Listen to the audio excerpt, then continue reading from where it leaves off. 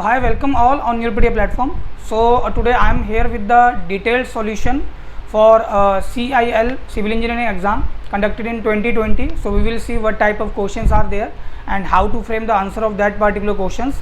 And one more announcement before proceeding to the question answer part. So YourPedia launched the module for the CIL Civil Engineering branch. Huge number of posts are there. So guys, if you want to join, if you want to crack the CIL, and if you want your selection, if you want to ensure your selection, so you can join with us. Already the module has been launched. Number of students already joined the module for the Civil Engineering branch. So classes are already there. So you can check the schedule, you can check the WhatsApp group, and you will get the detailed this link at the end of the video. If you have any doubts, you can comment there. You can reach with my team. My team will contact you back. So let us start the question part now. So once again that I want to tell you guys, this is the exam conducted in 2020, a management trainee civil. So this first question for a beam shear span is defined as the zone where. So this question is from the strength of material. So what do you mean by the shear span, guys? Shear span is that span where shear force is constant and non-zero value. Where shear force is constant and non-zero value. So for the understanding of this solution part, I consider a simply supported beam here. So I consider a simply supported. So let me just make one changes here. Let this point with a hinge. Okay. I consider a simply supported subjected to 2-point load which are equidistant from the support. Let this be a distance A which is already marked. This also a distance A. So you will find this type of practical loading as we are doing testing on the concrete beam and checking its flexural strength, or we are just comparing what is the this modulus of rupture of that particular beam, right? So what it will shear force diagram, how will you draw the SFD? Can you tell me? How will you draw the SFD? This is SFD, is it okay? Now I hope the things are clear to you guys. Whenever the loading is symmetric, this is symmetric loading basically. So the reaction, let it be the support A, this is support A basically. This support A, let it be support A, let it be support B, and where load are acting, let this point with the C and this point with the D. Okay, so what is the support reaction at A? RA, and what is the support reaction at B? RB, can you tell me? Of course you can tell me. So whenever the loading are symmetric, the support reactions are total load divided by 2, half of the total load, isn't it? So what is the total load? 2P. What is the half of 2P? Is it P? Again here P. Now this is the SFD.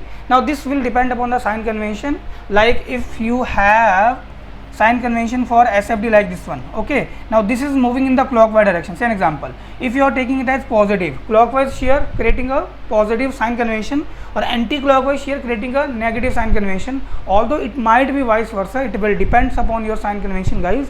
But be sure, once you adopted the sign convention, don't change the sign convention throughout that particular topic. Okay, so this is the SFD. Basically this part is a negative shear force.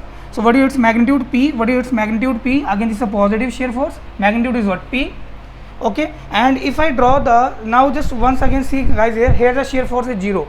Here shear force 0, bending moment you will get the maximum value, and this is basically the having the 0 slope of the bending moment diagram there. So now you can see here, this is a bending moment diagram. So if you see, my support were, one was the hinge, other was the this roller. What is the bending moment at the support? Of course it will be 0 due to the support condition. And now just have a look where the this is the portion where shear force is 0, isn't it? Isn't it? This is the portion where shear force 0. And what about the bending moment? This is the constant value. What is the magnitude? It's this is P into A. What was the A? A was the distance of the point load from the either support, let it be from the support A or support B. So guys, first question answer, shear span is that portion where shear force is a non-zero and constant value. I hope you got the answer. Where shear force is a non-zero and constant value. So this is not option C basically.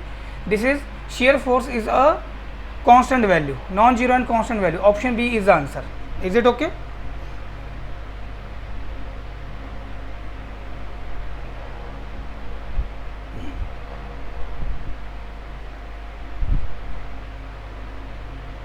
Next question. Question number 2. A steel column base is subjected to a moment. Okay, a steel column plate is there. It is just like acting as a base for a column. If the intensity of bearing pressure, now just make a picture of the question. Intensity of bearing pressure due to axial load equal to stress due to movement, intensity of bearing pressure due to axial load, axial load के कारण एक stress आ रहा है which is equal to due to movement, the stresses produce due to movement both are same by magnitude. Okay, then the bearing pressure between the base and the concrete. For understanding of this question answer part, let us see this figure. This I drawn basically myself. Now this, suppose this is a column, here is a base plate. Now of course this is a case of guys eccentric loading. Whenever eccentric loading is there, we are converting it with concentric load plus a moment or couple on the section. So now same case is here. This P is acting CG of the column. Again the column CG and this base plate CG are coinciding. So this P load is kind of this axial load here, and M is what? M is your moment or couple, right? So can you tell me what will this pressure due to this axial load? The base plate, I draw here base plate. Let area of the base plate be this one. Let the base plate area be this one, this red one, hatched entire. This is the area. How will you write the area? This length into width. This is the area. So this is a P force. What will the pressure beneath the base of this plate? Is it P by A?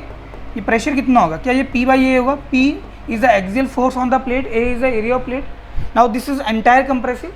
Entire compressive, that is positive sign. We are taking concrete is very good in taking compression and extremely weak in taking tension. So tensile stresses we are taking it as negative, and compressive stresses I am taking it as a positive. Now just have a look. Now if I consider the moment, now just forget about this one. This I consider. So I am not considering this one. Now just consider only this couple. Now is this couple trying to push this side of plate more inside? Isn't it? Your plate will push towards the bottom side more as compared to this one, meaning to say that your plate will rotate like this one, isn't it? Your plate will rotate like this one. So please manage with my drawing. So what will happen?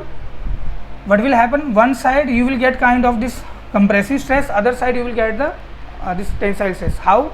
Because bending stress is having the two natures basically. One is bending compression, other is bending tension. और मेरे ख्याल से आपको पता ही होगा, you must known about that one. Bending stress is kind of the normal stress. Okay, this is kind of the indirect normal stress. So how to write this bending stress or maximum bending stress? Is it m by z? कैसे लिखते हैं maximum bending stress? Sigma b is the bending stress. तो m by z, m हो गया यहाँ पे moment या couple, z हो गया section modulus. Is it okay? So two nature. When I am writing it plus m by z, it means this is compression. When I am writing it minus m by z, it means this is tension. So this plus side shows the compression m by z, this negative sign show the tension m by z, negative sign. Now in question it is clearly written guys. So first of all let me just tell you here, if I write the here total pressure, how to write the total pressure? Can you tell me how to write the total pressure? This P by A is the pressure due to axial force, that was entire compressive, so positive. And this m by z is the stress or pressure due to bending moment, that is the bending stress.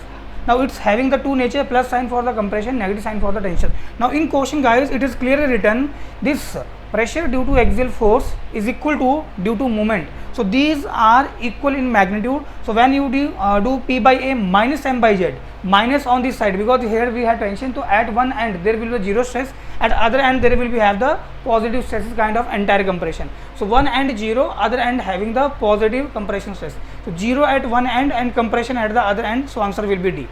I hope how this option D is answer. This is clear to you guys. If you have any doubts you can ask me.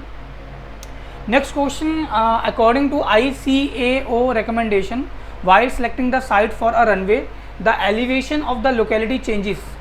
As the elevation of the locality changes, now the rate at which the runway length has to be modified. The question is that according to this ICAO recommendation guys, whenever there is change in elevation, suppose earlier you have the 500 meter above the MSL, after that you go 600 meter above the MSL. So whenever this elevation changes, how runway length is being affected or modified, the question is regarding that one. So all the options are given. So first of all I just want to tell you some basic information. So this is the elevation correction. Whenever there is a change in elevation, how runway length has been changed. So for every 300 meter rise above the MSL, so whenever there is a rise in mean sea level, when there is rise in elevation, whenever there is rise in elevation above the mean sea level, up to what amount? Above 300 meter.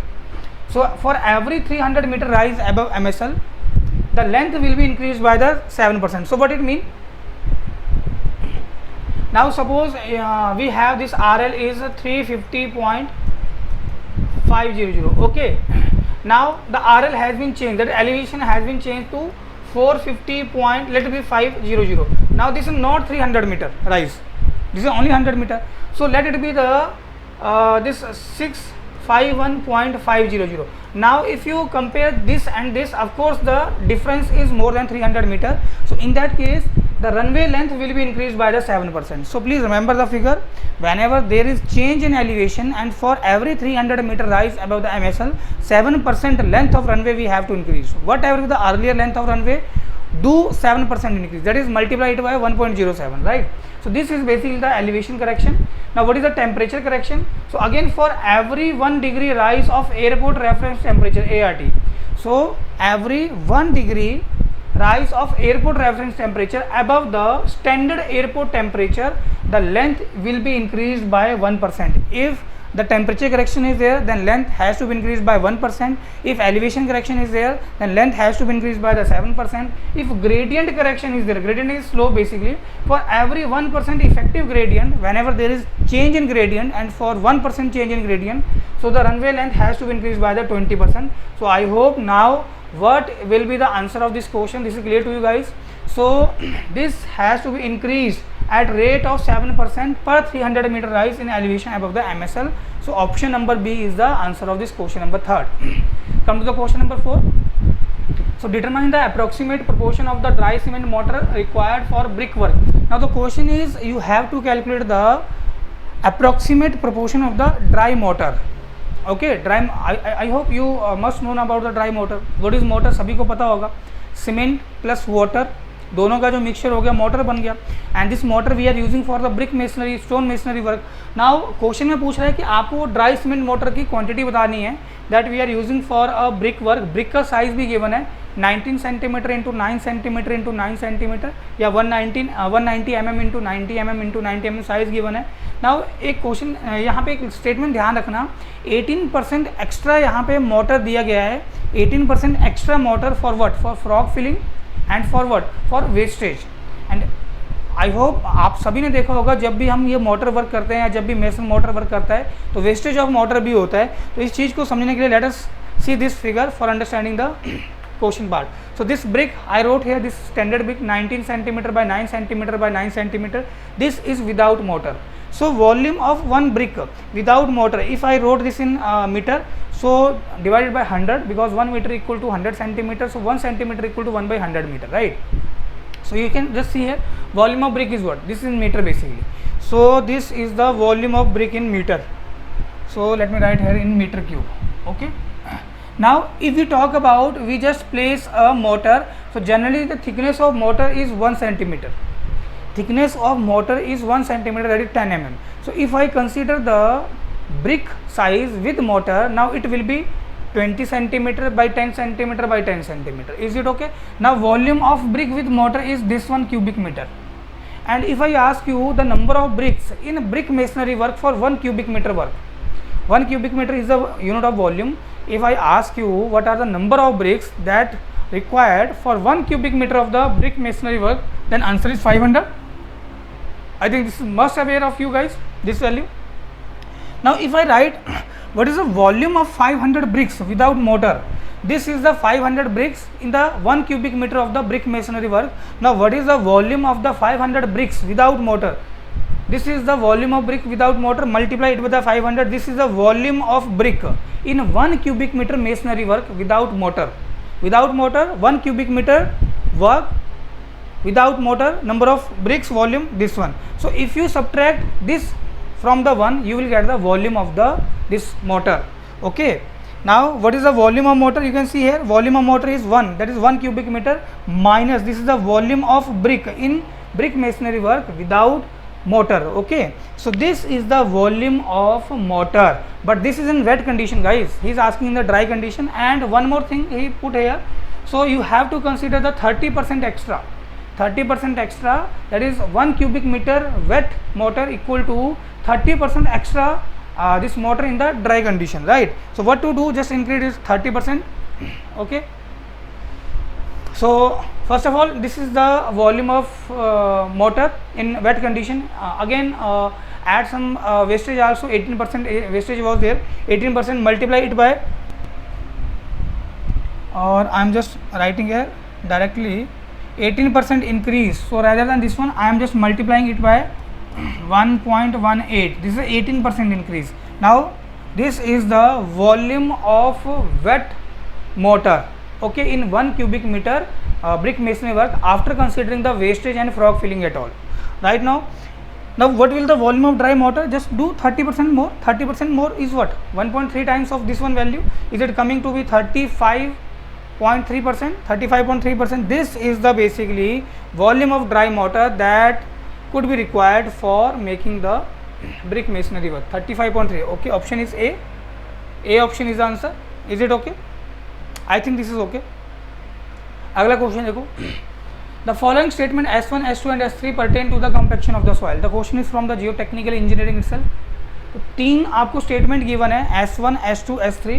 Statement one क्या बोल रहा है? What is statement one? It is a time dependent phenomenon. Which one? Compaction की बात कर रहा है कि कॉम्पैक्शन एक टाइम डिपेंडेंट फिनोमिनन है. No, compaction is not a time dependent phenomenon guys. It is a instantaneous process. जैसे आप लोड लगाते हो, when you apply the load on the soil mass, so what will happen? Expulsion of the air from the voids of soil mass take place. This is wrong. This first statement is wrong. Big no. This is not a time dependent. It is time independent basically. Second, soil is always unsaturated. This is true basically. So whenever we talk about the compaction guys, this soil is partially saturated. What we are calling it? Partially saturated. So what is the meaning of this partially saturated? It means few voids of soil has been filled with the air and remaining voids of the soil has been filled with the water. So this statement is correct. Statement 2 is correct. Densification of soil is due to expulsion of pore water from the voids. So densification of soil, no, expulsion of water from the voids of soil mass, if it is taking place, the phenomenon is consolidation, not the compaction. This statement again wrong. So only statement 2 is correct, but the question is which one incorrect? S1 and S3 are incorrect. So A will be the answer. Is it okay? So here is the detailed explanation also guys. So before compaction, so this is a statement picture basically, and whenever we are doing the compaction, we are applying some loading, we are doing the mechanical effort. What will happen? The air is expelling out from the voids. So after that the soil mass get densified. So this is immediate densification, not time consuming. Okay, so air is expelled from the soil void mass during compaction. And if you talk about guys consolidation, this is a time dependent, and you must heard about in case of clay soil. आपने सुना भी होगा कि clay में से पानी को बाहर निकलने में बहुत ज़्यादा समय लग जाता है. सो कंसोलिडेशन एक लॉन्ग टर्म प्रोसेस होता है in which a static load has been applied for a long duration of time, right.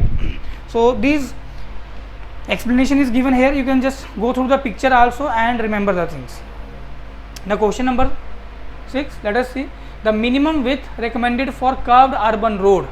So there are the rural roads also, we have this urban roads also, like this national highway, state highway, MDR, ODR, VR. MDR means major district road, ODR other district road, VR is village road. So specification is quite separate as given by the IRC. For urban road we have the different recommendation. So what is the question? The minimum width of the minimum width recommended for curved urban road. So this is basically 5.5 meter because we have to give the space for parking of the stalled vehicle. That is अब आप जिस भी district से belong करते हो, जिस भी शहर से आप हो, मान दिस इज द रोड्स, से an example, and this is the buildings, okay, where you are living. Now just please manage with my building and this figure also. Now what is happening guys, you must see this one. You are parking your vehicle just outside of your society or just on the road itself. This is not the main road basically. So to make allowance for the stalled vehicle, stalled vehicle मतलब जो खड़ी हुई गाड़ियाँ हैं उनको जगह देने के लिए यहाँ पे हम जो रोड बनाते हैं, this one, this is nothing but 5.5 meter wide. Is it okay? Meaning to say that overall, not this one already, because here vehicle will also apply. So let me see, can I, yeah, I can remove it. Now this is urban road, this let me the overall is the urban road, this overall is the urban road. Now this, suppose this is a center line. Now this whole portion, so let me correct, this whole portion is what, this width is 5.5 meter because we are giving the allowance for the vehicle to stand along the edge of the road. Okay, so this is basically few points guys. So don't do mistake. I already started the highway engineering in the CIL module, basically launched by the YourPedia education. So most of guys are reporting the wrong answer basically. So what is the lane width whenever we are talking about the multi-lane? For multi-lane, what is the lane width? So what things comes into your brain guys? Of course this is 3.5 meter per lane, isn't it? अगर मैं multi lane की बात करता हूँ, if I talk about multi lane, what is the lane width? Is it 3.5 metre per lane? But that is not true for the expressway. If we talk about we are given with the expressway, what is the expressway lane width? Like in case of the multi-lane expressway, 4 lane, 6 lane, 8 lane, 10 lane, 12 lane. So what is the lane width? In case of the multi-lane expressway, in plain or rolling terrain, this is the 3.75 meter per lane. So don't do mistake. Don't say this is 3.5 meter per lane. This is 3.75 meter per lane for the expressway, only for the expressway. Okay, now if we talk about the lane width for expressway when it is situated in the mountainous terrain, now this is 3.5 meter per lane. Okay, if we talk about the national highways there, state highways there, multi-lane national highway, state highway like 4 lane, 6 lane, 8 lane, 10 lane, 12 lane, then the criteria is same, 3.5 meter per lane, 3.5 metre है per lane के लिए, right? Next urban road without raised kerb. अगर हम urban road की बात करते हैं और कोई कर्व स्टोन नहीं दी है, there is no kerb stone at all, so what is the lane width? This is 3.5 metre. Okay, and whenever there is widening of road, suppose from 2 lane to 4 lane और 4 लेन to 6 लेन और 6 लेन to 8 लेन और might be vice versa, 8 lane to 6 lane, 6 lane to 4 lane, 4 lane to 2 lane, whenever there is a change in width of the road, so we are doing it with the transition. Generally this transition value is what? This is 1 in 15 to 1 in 20, 1 in 15, 1 5 guys, so 1 in 15 to 1 in 20. So please remember this one. This is basically for whenever you are going from single lane to 2 lane or 2 lane to 4 lane. Okay, and this was the question basically. Minimum width recommended for the curved urban road, that I told to you, 5.5 meter. Okay, for the to make allowance for the styled vehicle. And if we talk about the local streets of the residential area, what is the minimum lane width or carriageway width? This is a 3 meter basically. And in case of the village road, this is what? This is a 3 meter, and this is a curved stone guys. You must see these types of the stone which are at the edge of the pavement, and this might be a boundary between this road surface and your shoulder part, or might be this main carriageway and the median part. Median, you can call it the traffic separator or divider also, right? So let us proceed to the next question. Next question is from strength of material. Under pure shear, the shape of the body gets distorted. Now just see, in statement it is clearly written, pure shear is there. Under the pure shear, shape of body gets distorted. Now pay attention guys, whenever pure shear case is there, normal stresses are 0. So whenever there is no normal stresses, it means the volumetric strain will also be 0. Is it okay? So I think this is okay. So what is the inference about its volume? Okay, what is the inference about its volume? So definitely volume remains unaffected because shape is distorted due to the pure shear. Now if you have doubts, sir, what is the pure shear? Just see, this is the case of the pure shear. There is no normal stress. Is there any arrow like this one? Is there any arrow like this one? Is there any? No, big no. So this is a basically case of the pure shear, that is entire this body is subjected to a shear stress tau. This is in basically clockwise direction. This is a pure shear. So what is happening after the application of pure shear? Its shapes gets distorted guys. Earlier it was a regular rectangular square. Now you can see this is kind of the parallelogram basically. Okay, now what will happen? One diagonal length increases, another diagonal length decreases. So due to pure shear, again normal stresses will be there, but is there any change in the volume? Answer is no, because there is no normal stress directly acting on the body. So if there is no normal stress, then volumetric strain is 0. Volumetric strain is 0, it means there will be no volume changes. So I already mentioned here guys, key concept, normal stress is 0 in all direction. What will happen due to pure shear? So volumetric strain will be 0, that is volume remains unchanged. So what will happen to here? Under the pure shear, what is the inference about its volume? Volume remains the same. Answer is option A. Is it okay? Question number 8, from the consideration of limiting deflection. This question is from the RCC guys. So from the consideration of limiting deflection, the use of high strength steel that is Fe415 grade in a reinforced concrete beam results in. देखो question में ये बोला गया है कि अगर आप Fe415 let me just tell you, or I think I have the figure, let me show you figure directly. Now see, suppose this I have a slab here, and let me correct, this is the overall depth of slab, this is not depth. So I have this slab. Basically in slab what we are calling, whether it is one way or two way, that depends upon the aspect ratio. Whenever aspect ratio is less than equal to 2, this is a two way. When it is greater than 2, this is a one way basically. Now the question is that if you want to limit the deflection in the slab or in beam itself, whatever you want to call, if you want to limit the deflection, let this is simply supported, whenever loading is there, what will happen? The beam will deflect, bending will take place. So now you want to control this deflection, this one deflection. So what is the maximum deflection that you can allow? That is given in the standard. So now whenever you are entering into the design in the LSM part, guys, so we always want steel to be yield. We always want steel to be yield, and there is some minimum strain requirement for steel. So if the strain in steel reaches that value, it means we are utilizing the steel. Is it okay? Now we have the two grade. One is Fe415, say an example. Another one is Fe500. So Fe415 corresponding strain value, if you want to yield the steel Fe415, the strain, let it be epsilon 1. For Fe500 steel, the strain requirement will be epsilon 2. Now pay attention, guys, for higher grade of steel requiring some more strain value to achieve that minimum strain requirement in the LSM design.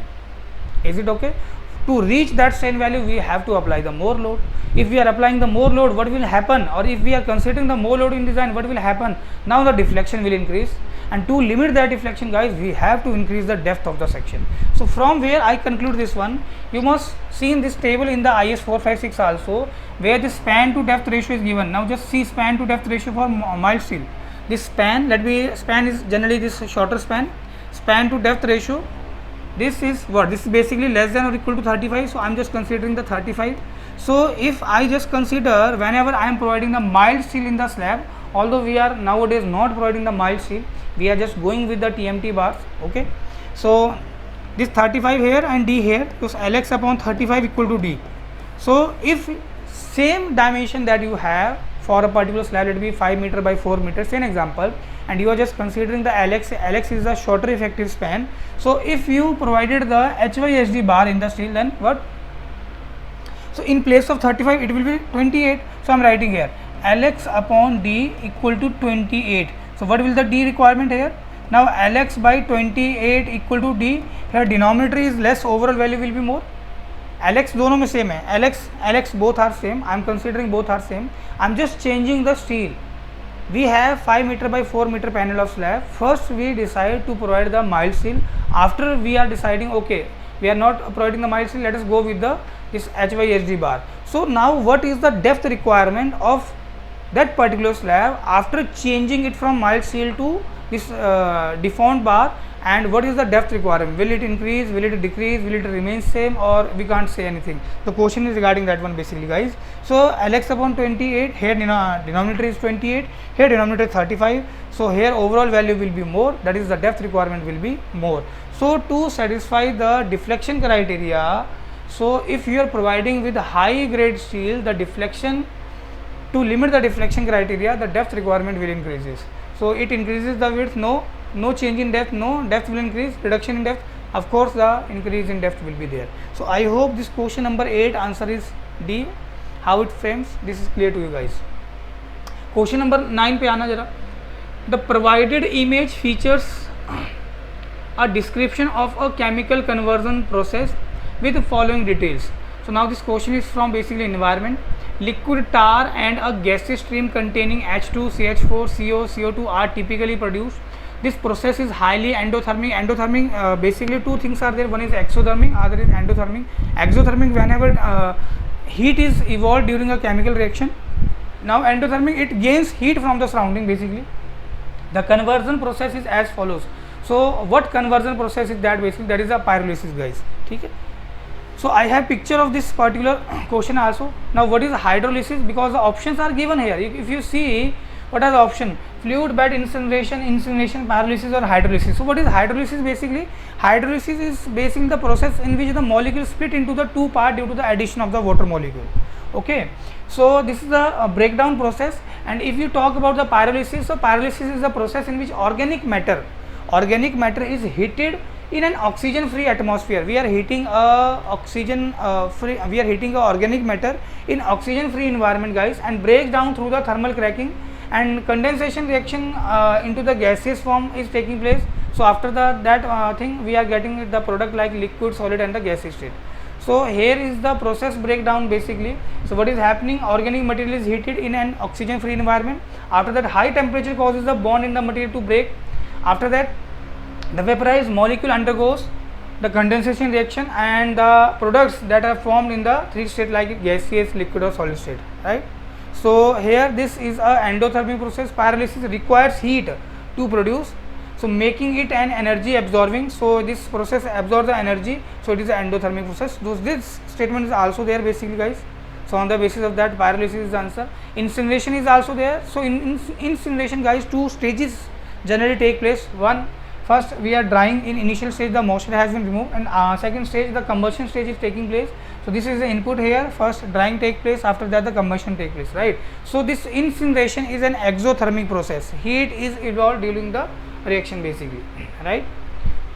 So here this is solid waste. After this incineration process, it is converted into the gaseous state, like might be in liquid state also. Carbon dioxide and water formation are there. And next is the fluidized bed incineration. The figures is I provided here, guys. You can go through the document. Okay, let us proceed to the next question. So next question is regarding the group index value of the soil subgrade in pavement construction is 8. Now in this question, GI value is given to us, guys. GI value is given. On the basis of the GI value, the examiner is asking quality of that particular soil subgrade. Okay, you must heard about this group index method is also there.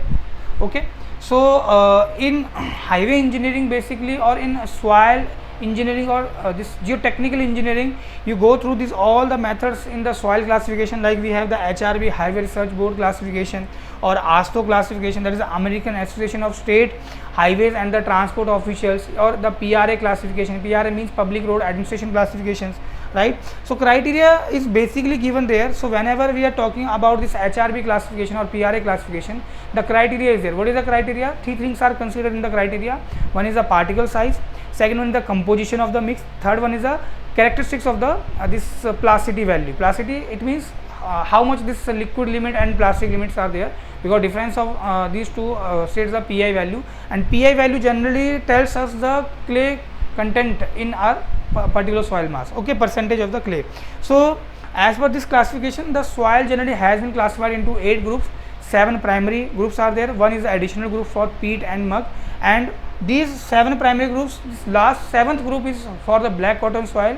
This soil is offering highly shrinkage and swelling characteristics, so we are not allowing it for the construction point of view, guys. So the groups like this one, A1, A2, A3 up to A7, ये group का designation दिया गया है A1 से लेके A7 तक, और जो लास्ट A7 वाला ग्रुप है, last A7 group is basically for the black cotton soil, and जो एडिशनल ग्रुप दिया हुआ है that is A8, this is for the peat and mug.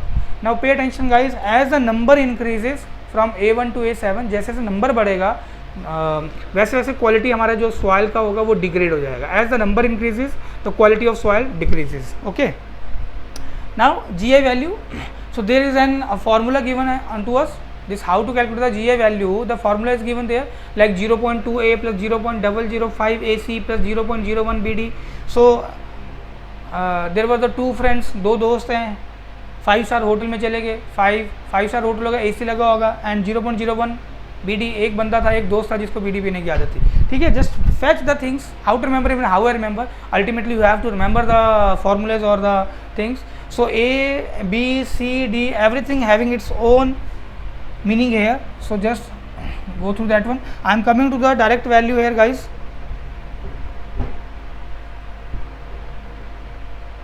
So the GI value, minimum value is 0 and maximum value is 20. Now GI value 0, it means the soil is of very good quality.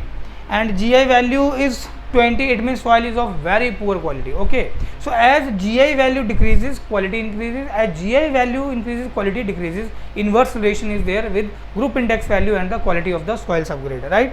So here you can see, if GI group index value is 0 to 1, in between this one, the soil is good.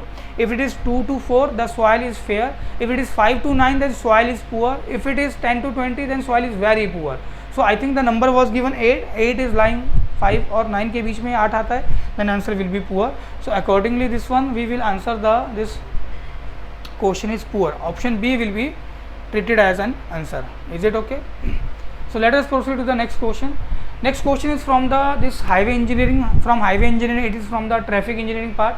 Match the item in list 1. List 1 में you are given with the some instrument or apparatus, method of traffic survey that is written in the list 1, and with those in the list 2, the type of the traffic survey. First one, method of the traffic survey, how you are doing the traffic survey, the methods were listed. In the part 2, basically this is the type of traffic survey, which one traffic survey is conducted. Okay, and for that traffic survey, what method you will adopt, that is in list 1. So you have to give the correct answer. So roadside interview basically done for the origin and destination study. S2, the things that I know very well or the things that you know very well, guys, always proceed with that option. उस option के साथ सबसे पहले चलो जो आपको सबसे अच्छे से पता है. तो जैसे मैं बात कर रहा हूँ road side interview is what, it is linked with the origin and destination study. And after that if I talk about the Doppler radar basically इसको हम स्पीड गन भी बोलते हैं. We are calling it as a speed gun also. So this is used by the traffic personnel to check the instantaneous speed of the vehicle. Instantaneous speed of vehicle is also known as a spot speed. तो spot speed मतलब P4 anywhere here, yes P4 A और B, या तो answer A होगा या तो B होगा. अब P4 हुआ और S2 है, P4 S2 only option A is answer. बस दो ही देखो, बाकी देखने की जरूरत नहीं है. ठीक है, although I mark here like this. अगर मुझे स्पॉट स्पीड का एनालिसिस करना है, स्टडी करनी है, then how to measure the spot speed. So enoscope mirror box method is there, pressure contact tubes are there, loop deflector is there, photographic method is there, electronic method is there, radar method is there.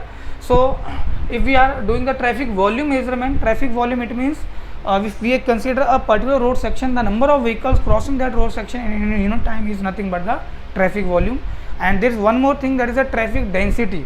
So traffic density is what, guys? So number of vehicles occupied on a unit length of road stretch. So generally unit length is 1 kilometer road length. So traffic volume measurement, pneumatic hose method is there, magnetic detector or this is a mechanical method is there, radar detector method is there, and manual counting method is there. Although this is very accurate but very time consuming method. Next is speed and delay study.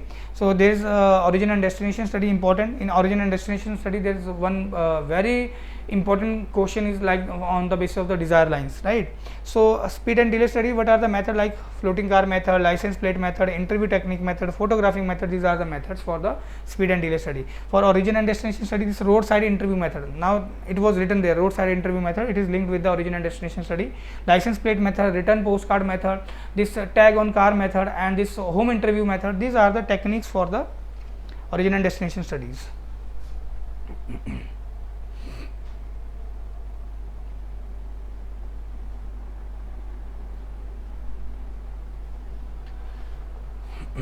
Now let's proceed. Next is accident study. In accident study, this SWOT map or location diagrams or condition diagrams, these are the basically important location files we have the. So please take care of that one. Next question, this is from the fluid mechanics. So if U, this is the velocity component in x direction, and V, this is a velocity component in y direction, gives the velocity distribution for a 2D flow, two-dimensional flow. And what is the question? The equation of the streamline passing through the point 3, 1. So first of all, you must know about the streamline. What is the streamline equation? And it is written, you have to written it for the 2D flow, not for the 3D. So streamline, let me show you directly here answer part. So this is the equation of streamline, dx upon u equal to dv upon y equal to dz upon w. So this u, v, w are the components of the velocity in x, y and z direction. Okay, so only the 2D, just consider this dx upon u equal to dy upon v. Don't consider the dz upon w, because w is the velocity component in the z direction basically. Okay, so in question it is given u equal to ax and v equal to minus of ay. So you did here, what you did, dx upon you did here dx upon u equal to dy upon v. Is it okay? What is u? Ax.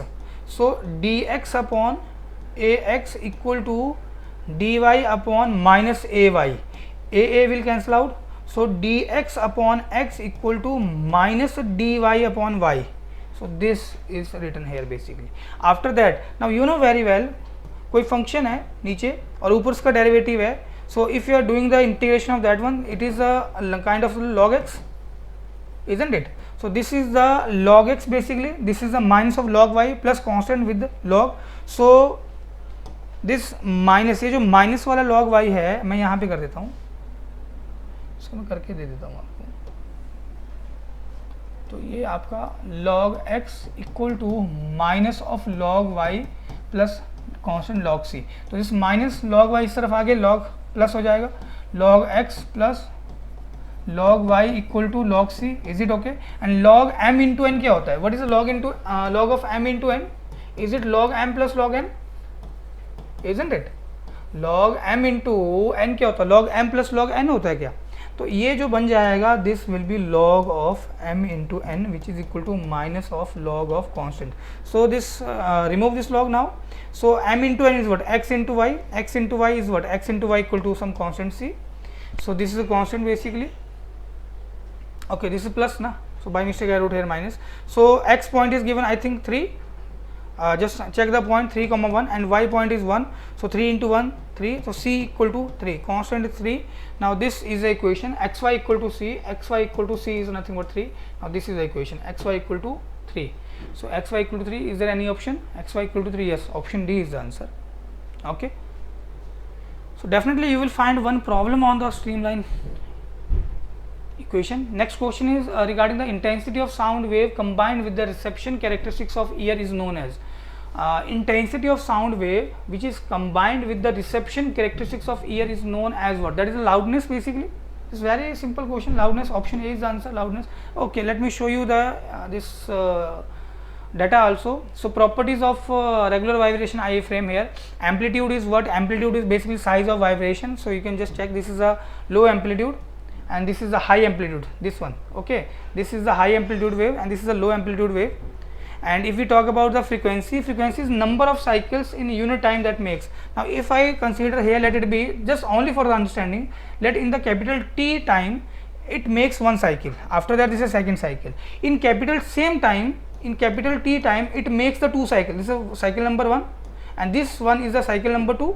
Okay, so 2 cycles. This is a frequency basically, number of cycle completed in a unit time. This is a frequency. Okay, so we have the low frequency wave, high frequency wave, and this basically property of sound wave. So one is wavelength. Wavelength is basically distance from crest of one wave to crest of another wave, or it might be trough of one wave to trough of another wave. It doesn't always from crest to crest. You can consider from trough to trough. Okay, now loudness is what? Loudness is something, see here, intensity of sound wave combined with the reception characteristics of the ear. This is the intensity of sound wave which is combined with the reception characteristics of the ear, which is known as the loudness. And generally the loudness of sound is determined by the intensity of wave that we have, and the intensity of the sound wave generally is measured in decibel. You must know the unit, or you must heard about the decibel, dB. Okay, so low intensity wave or high intensity wave, that we have the sound waves. Next question from the highway engineering. And what is the question? An engineering survey is proposed in a highway alignment project. The survey includes, so what are the steps? So guys, first of all, map study is being done in the office part. We are getting the rough idea basically. After that the reconnaissance survey take place. The team of member will go into the field, they will look the features. After that reconnaissance survey, we have the preliminary survey, जिसको primary survey भी बोलते हैं.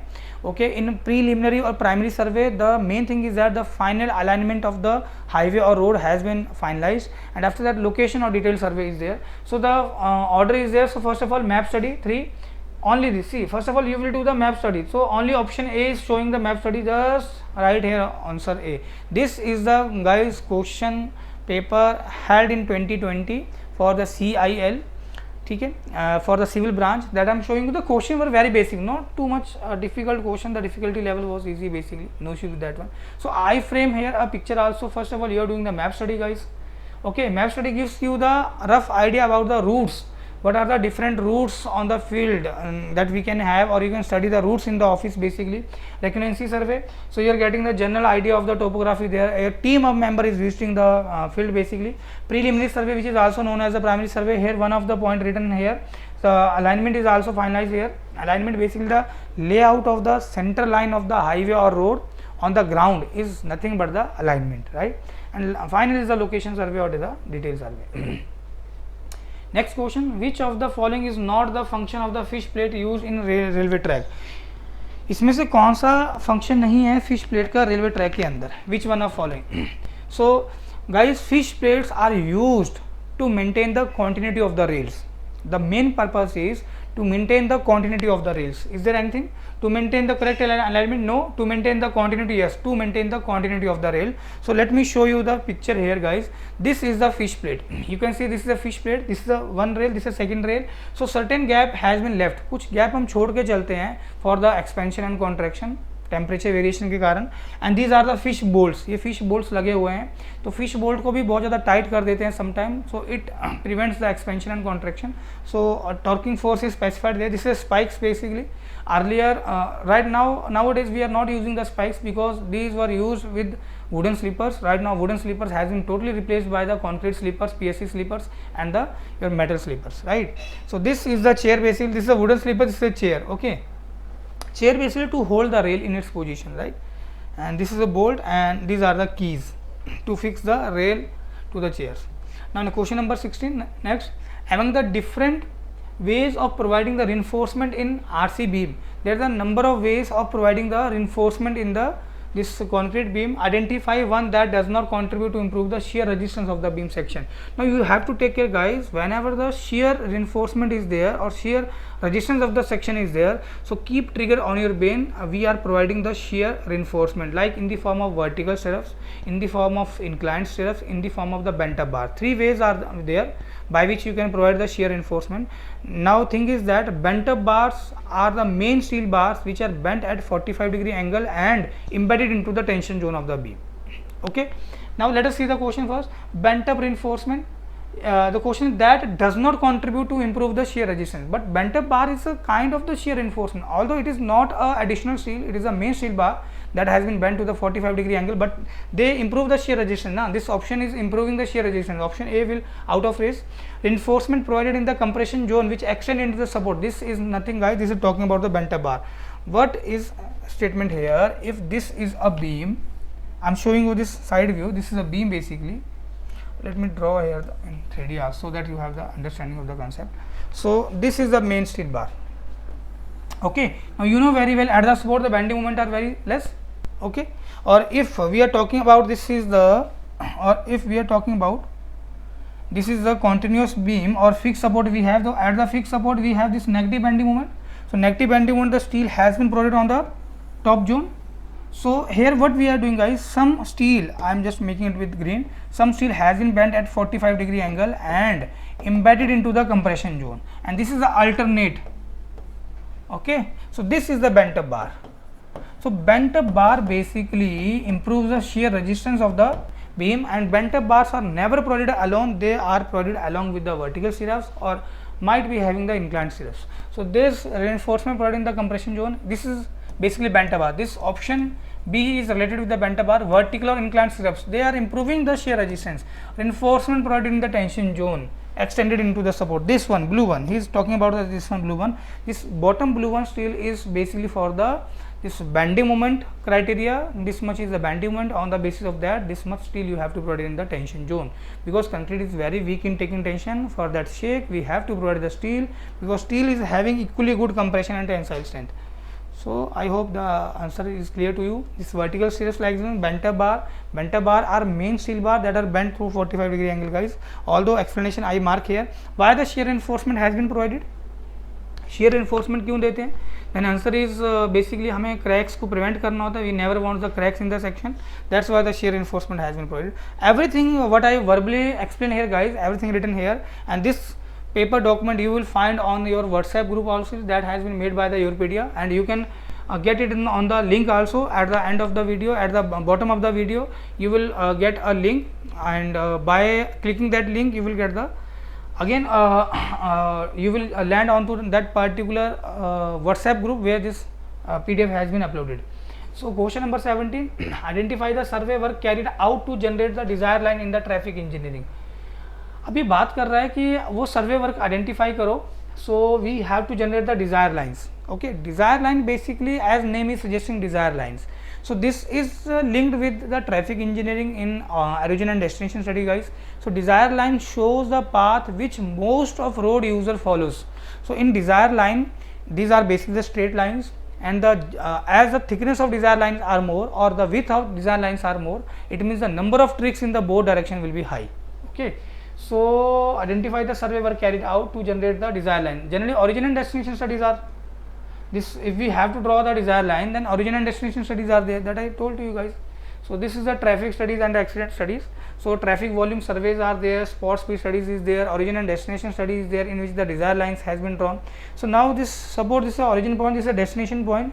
So from origin to destination, let this destination is your Chandigarh, you are coming from the Delhi, you are coming from the Haryana Ambala, you are coming from the Nagpur, you are coming from the Mumbai, you are coming from any other city of the India.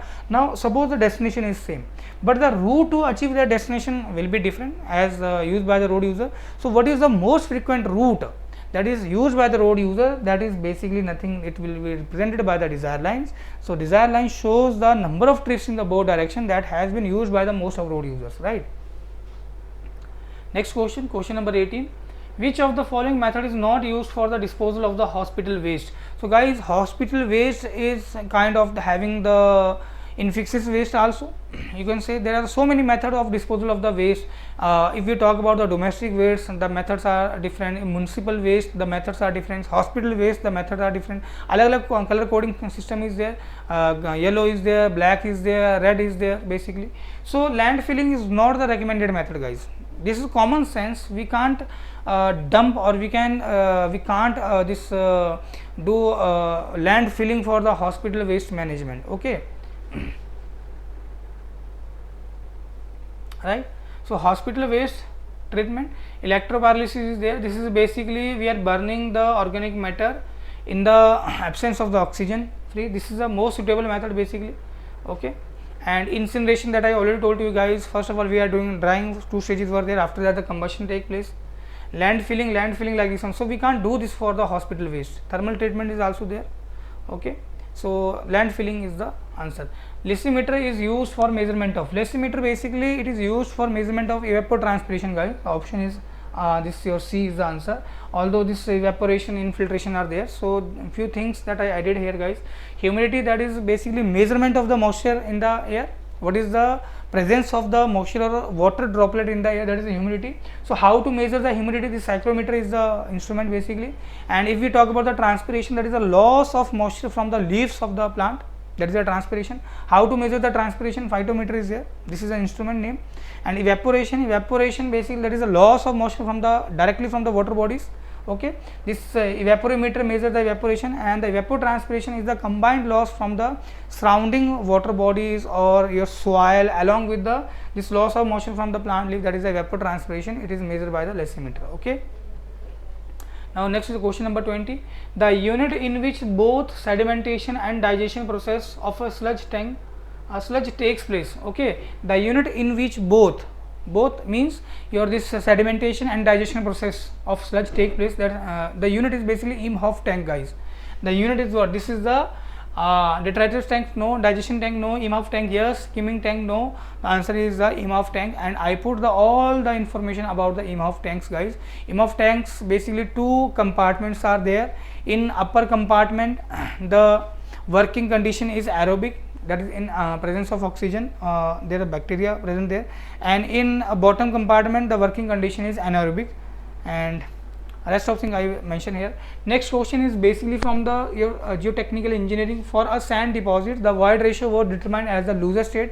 So void ratio in looser state is what? This is the maximum void ratio that we have, that is the Emax, and void ratio in the densest state, that is minimum voids that you will get here, and voids ratio in the natural state E. So 3 things you will find here, and you must heard about, or you must aware of the this density index formula that we have in the geotechnical engineering, ID equal to E max minus E upon E max minus E minimum. Everything is given to you in the question, guys. Just put the value and fetch the answer. This is coming to be, ID is coming to be this 50%, that is option D will be the answer. Next question number 22, a map having scale of 1 centimeter equal to 3 kilometer represented as a RF. He is asking about the RF, guys. So representative fraction, your upper, that is numerator and denominator unit should be same. So representative fraction or this 1 centimeter equal to 3 kilometer, just make the unit same. So 1 centimeter in 3 kilometer, see in 1 kilometer there is 1000 meter, in 1 meter there is 100 centimeter. Now upper and denominator both units are same, so don't cut them. So by mistake I just cut it. So this is 1 upon 1, 2, 3, 4, 5, 3 lakh. Is it okay? 3 lakh where? This one, C, option C is the answer. Nothing to do, very simple question basically. Identify a secondary pollutant from the following. Which one the secondary pollutant? Like peroxyacetyl nitrate is secondary pollutant, or nitrogen oxide, hydrocarbons and particulate matter. So let us see first of all this image, guys. Primary pollutants that are directly we are receiving from the industry emission, from your pollution from your vehicle, okay, automobiles, and these volcanoes are also source of the primary pollutants. Your dust storms are also source of the primary pollutants. So these are the primary pollutants, and they contribute 90% of the global air pollution. Dhyan rakhna important hai. Next, if we talk about the what are the primary air pollutants that we have, these oxides of sulfur, that is SO2, sulfur dioxide, oxides of carbon, that is carbon monoxide, carbon dioxide, mainly this carbon monoxide is responsible, oxide of nitrogen, basically volatile organic compounds are there, and suspended particulate matters are there, okay. And if we talk about primary pollutants are there, from where you are getting the primary pollutants, I think this is clear to you. So sun is there, sunlight is there basically, and whenever rainfall is there, they are making another this compound which is known as a secondary pollutant. So secondary pollutants, basically these are the pollutants formed in the atmosphere with the chemical reaction of the primary pollutants, okay, and they are basically added by the sunlight and the water vapors. What are the secondary pollutants? See, the question was from here. The sulfuric acid, ozone, that is O3, this formaldehydes, PAN, that is a peroxyacetyl nitrate, I think that was written on the option A, and this PBN, peroxybutyl nitrate, and PPN, peroxypropyl nitrate, and acid rains are there. So I think this written in the option A, yes. Rest of 3 are your primary, and this peroxyacetyl nitrate is the secondary pollutant. Next question number 24. Identify one which is not an ozone layer depletion or depleting chemical. Ozone layer O3, which is one is not depleting the ozone layer. Okay, methyl chloride, hydrochloric acid, copper sulfate, and carbon tetrachloride. Copper sulfate, guys. Copper sulfate is not that chemical which is depleting the ozone layer. Now this is basically ozone layer depletion. So copper sulfate is not responsible for the ozone depletion. This is a key thing that I make here, so that you can remember the things for a longer time period. So causes are there. Main ozone depleting substances like CFC, chlorofluorocarbons are there, that is basically from the refrigerant gas. Your AC, in AC generally R32 gas is there, but that is also source. Halogens, methyl, chloroform, carbon tetrachlorides, okay, these are basically solvent. They are basically responsible for the what? They are responsible for the ozone gas layer depletion, right? So I make the pictures also, so that you have the better understanding of the concept. This is the ozone layer O3, and this is the basically chemical, or you can say which is the depleting the ozone layer. So it is reacting with the ozone layer, and what is happening here, the ozone layer has been destroyed, and most of harmful UV rays has been stopped by the or broken by the UV layers. Now question number 25.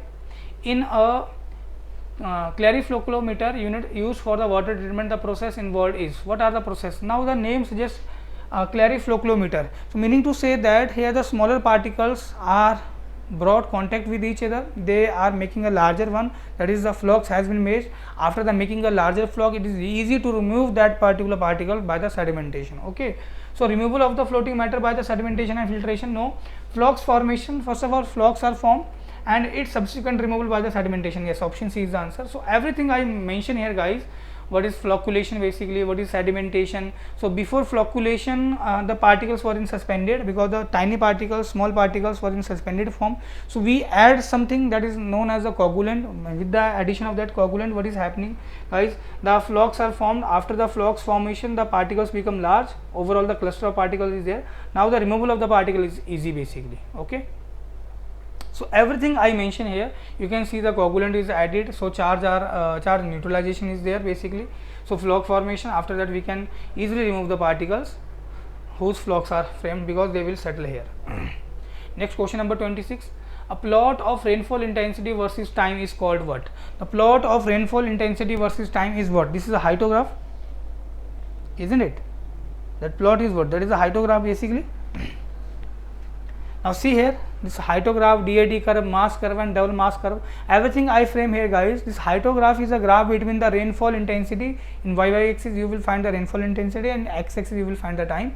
This is a graph between the rainfall intensity and the time. And DAD curve was also there basically, that is the curve between the area and the rainfall depth. Okay, a relation, please take care of that one. Mass curve was there, that is the basically accumulated rainfall and the time curve is there. And double mass curve, that is the accumulated average rainfall and the accumulated station rainfall is there basically. Now question number 27, just see what is asking in question number 27. Determine the quantity of the bleaching powder required for a rural water supply scheme. So as to chlorinate 20,000 liter of water. Okay, 20,000 liter of water we have to chlorinate. So now question is that whose chlorine demand is 2 milligram per liter. Assume the bleaching powder has a 50% of available chlorine, meaning to say that whatever bleaching powder in quantity you use, suppose you are using the 50 kg bleaching powder, in that bleaching powder only 50%, that is 25 kg chlorine is present. Okay, it doesn't mean total this 50 kg chlorine is there, only 25 kg, that is 50% chlorine is there. So what is the quantity of bleaching powder that we have to add in the rural water supply scheme to treat a 20,000 liter of water supply? Now first of all, the chlorine required, how much chlorine required? So the amount of water that we have to treat guys, कितना पानी हमें treat करना है, वो है 20,000 litre, ठीक है. और कितना क्लोरीन का डिमांड है, तो क्लोरीन का डिमांड दिया था कुछ क्या, हाँ 2 मिलीग्राम पर लीटर. ओके, 1 लीटर में आप 2 मिलीग्राम क्लोरीन डाल सकते हो, उससे ज़्यादा नहीं है. So amount of water to chlorinate 20,000 liter, and chlorine demand is what, 2 milligram per liter. So what is the amount of chlorine present in the bleaching powder? That is a 50%. So 1 gram of the chlorine powder gives, if you are using the bleaching powder 1 gram, what is the chlorine in that one? That is a 0.5 gram, that is 50%. Okay, so on the basis of that, what is the total chlorine needs? Okay, total chlorine needs is the 40 gram. So bleaching powder, because 50% chlorine is there in the bleaching powder, so you have to do double of that one. So 40 का double कितना हो गया, 80. So 80 milligram is the chlorine requirement. This overall is the flow diagram that I make here guys. This 20,000 liter of water को हमें treat करना है, 20,000 liter water we have to treat it. So this is the chlorine demand. In 1 liter of water you can add the 2 milligram of this chlorine. You can add 2 milligram, not bleaching powder. Okay, so chlorine required is what? So 20,000 into 2 milligram per liter. This is in 20,000 liters. So milligram, here you will find the 40 gram basically chlorine required. After that, if we talk about the bleaching powder, in bleaching powder whatever the magnitude or quantity of bleaching powder, only 50% chlorine was there. So do the double of that one, you will get the answer. Next question number 28, again from the highway engineering. Again guys, one thing that I want to tell you, the major subjects that you have to prepare is basically your geotechnical engineering, highway engineering and environmental engineering. So till now only 1 or 2 question you will find from the SOM or like your other subjects like survey, and most of question are from the highway engineering, environmental engineering and your soil or geotechnical engineering. So pay attention of that one guys.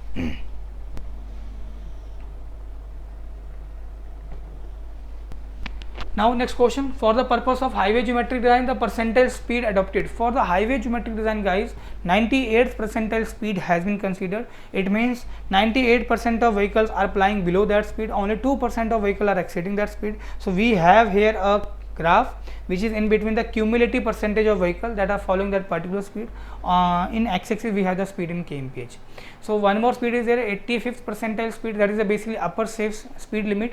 It means 50%, 85% of vehicles are following that speed, and 15% of vehicle may exceed that speed. Okay, so the 15% vehicle that are exceeding that speed is above the safe speed limit. And one more thing, the 15 percentile is also there to avoid the congestion.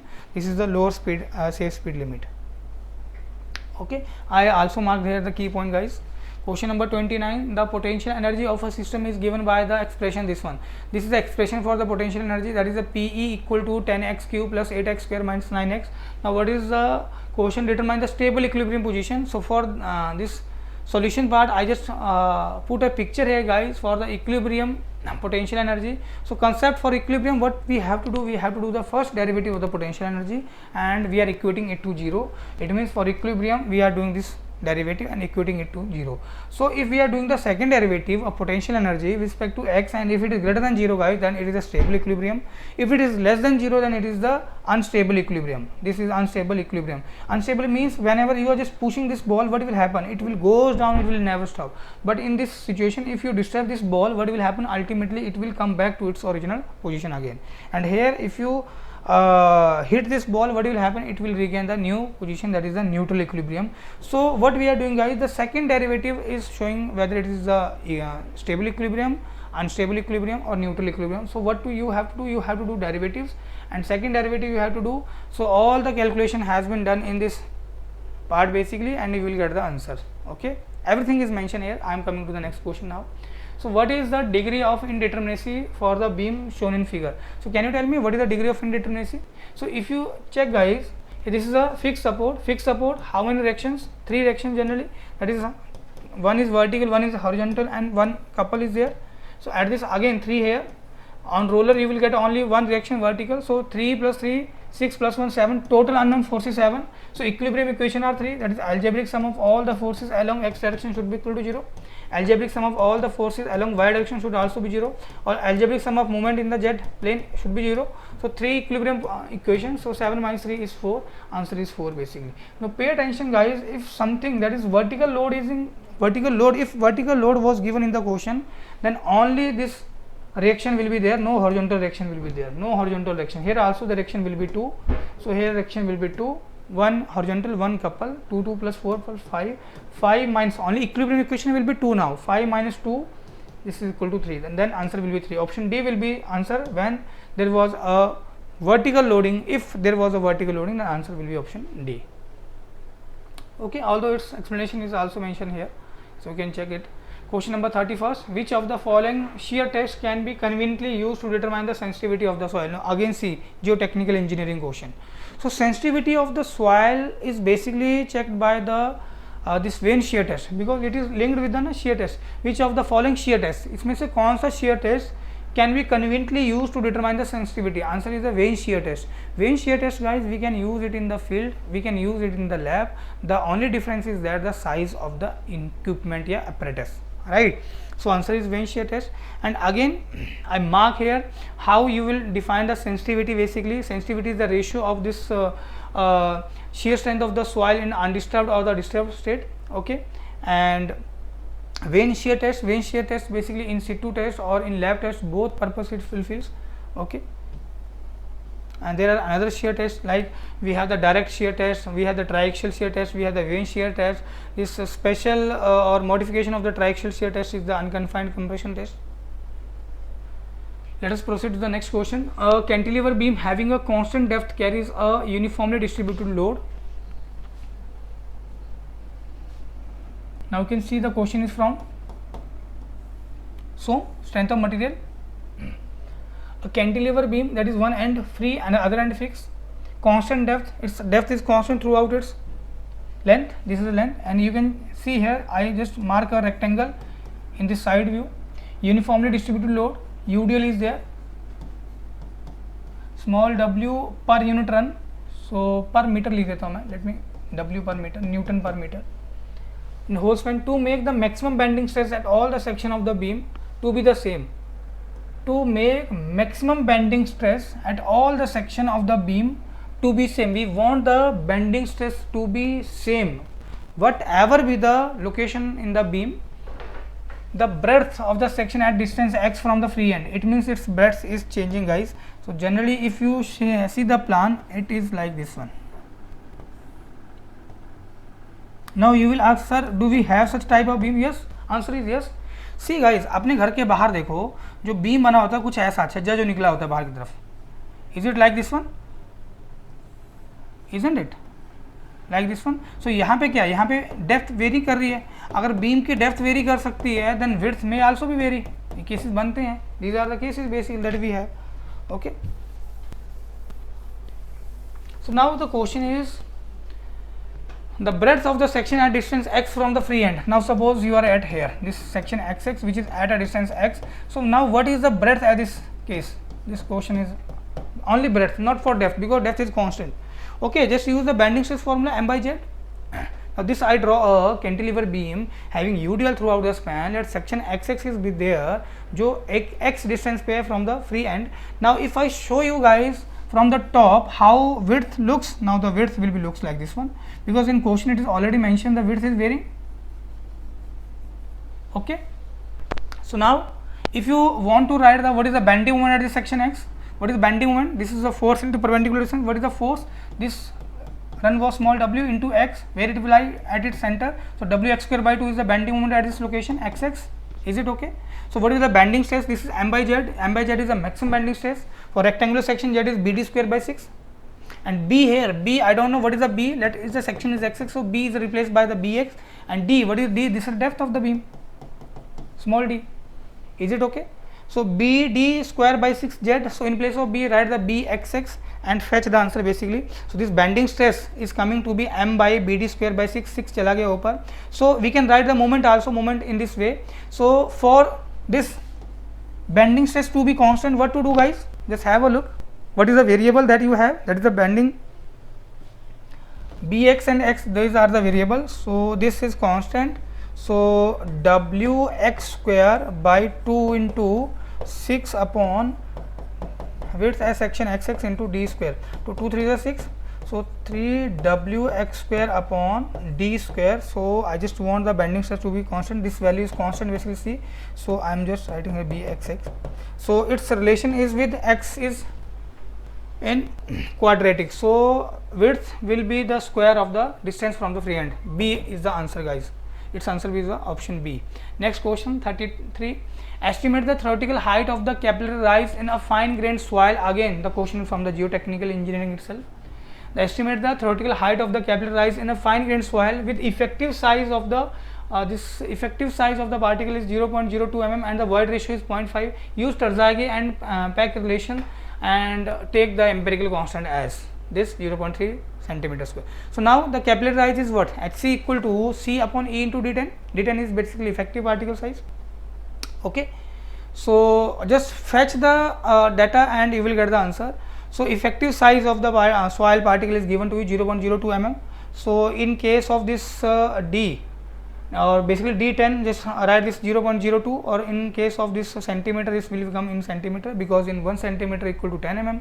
So 1 mm equal to 1 by 10, that is 0.1 centimeter. Empirical constant is given to you 0.3, that is C is given to you, void ratio E is given to you. Just put the value and get the answer. It is coming to be the 3 meter. 3 meter means check the option number B is the answer. The only thing is that guys, if you have the good command on the formulas, if you revise the things very effectively, all the concepts are on your tips, especially for the soil engineering, environmental engineering, highway engineering, most weightage 3 subjects, and definitely the selection will be there. बशर्ते आप अपना brain शांत रखें exam में. Next question, R reinforced concrete beam is subjected to the following bending moment. एक RC beam given है, reinforced concrete beam given है, उसके ऊपर बेंडिंग मोमेंट आपको दिए गए हैं. Moment due to dead load is this one, moment due to live load is this one, and moment due to seismic load is this one. Design bending moment for the limit state of collapse. Now you have to consider the load combination. That is 1.5 times of dead load plus live load, 1.5 times of the dead load or wind load. Okay, the combinations are there. So design bending moment is what? First you are considering the dead load and live load, you are making it with 50% increment. So this value is 150 kilonewton meter. After the dead load and this earthquake load, again 1.5 times this value is coming to be. If you are considering the dead load, live load or earthquake load or wind load, pay attention guys, Wind load and earthquake load are never considered simultaneously because the probability of occurring both together is very less. So this is 1.2 times of this one. This is coming to be 144 kilonewton meter. Okay, the highest of these three will be reported as answer. So 150, that is 150 kilonewton meter is the answer. Okay, so question number 35. Let us proceed to the question number 35. In a hydraulic jump formation, this question is basically from the open channel flow. In hydraulic jump formation in an open channel, V1 and V2 indicates the velocity of flow. V1 and V2, these are velocity of flow, guys. Before V1 is the velocity of flow before jump, of course its value will be high, and V2 is the velocity of hydraulic jump velocity of the flow after the jump formation, its value will be less. If Vc is the critical velocity for the section, identify the correct relation for the hydraulic jump. Let me show you the picture. So this is, guys, let we open just this sluice gate. Okay, outlet is there. So initially if depth is less, see y1 is, you can see this is the depth of flow y1, so velocity of flow will be very high. So if we talk about jump formation is there, hydraulic jump always forms, guys, whenever a supercritical flow meets a subcritical flow. Hydraulic jump formation कब होता है? जब एक super critical flow एक सब critical flow को मिलता है. When the flow is super critical और सब critical, it will depends upon the fraud number, whether the fraud number is less than 1 और fraud number is more than 1. Okay, if fraud number is 1, guys, then it is a critical flow and the corresponding to that flow the velocity is the critical velocity. So how to write this critical velocity? This is the g into YC. YC is here basically critical depth of flow.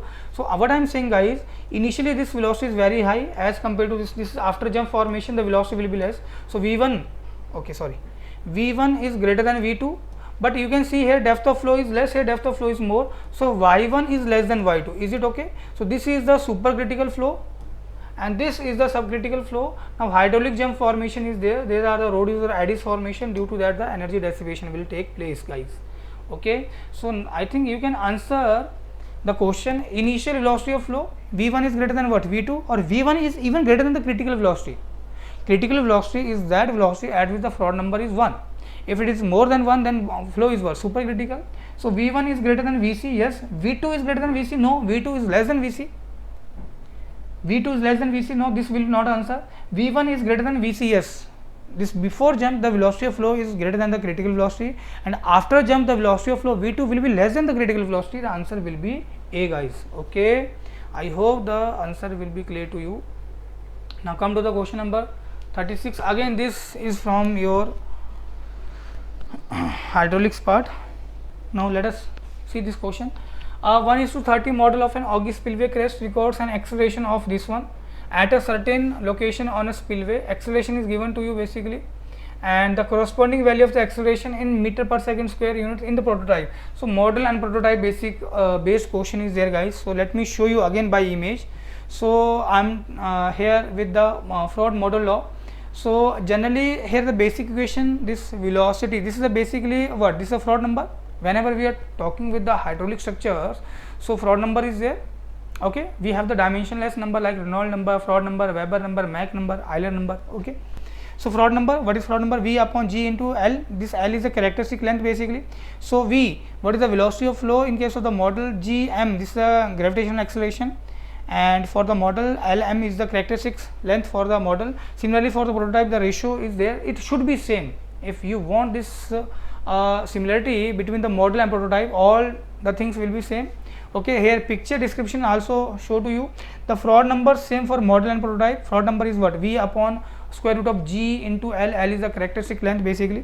So on the basis of that, if we talk about the open channel flow, this length, that is characteristic length, is coming to be equal to the depth of flow. Okay, so on the basis of that, guys, see here, so ratios, if we talk about this velocity of flow in prototype and in model, this ratio, although Gg will be same, gravitational acceleration, this will be cancel out. So Vm, Vp, so velocity in the prototype and Vm is the velocity in the model. So you can just make the things in a reciprocal way. Vp upon Vm equal to Lp upon Lm. So Vr, that is the velocity ratio, is equal to square root of this characteristic length ratio. Okay, Vr is basically a ratio, scale ratio basically there. So I think now you can, in that situation you can read the answer. 1:30 model of an augie spillway crest records an acceleration of, what is the acceleration that has been recorded in the model? Same has to be reflected in the prototype itself. because there should be a similarity of the this raw number. So same value, that is 1.2, you nothing to do solve. Okay, 1.2 is the answer.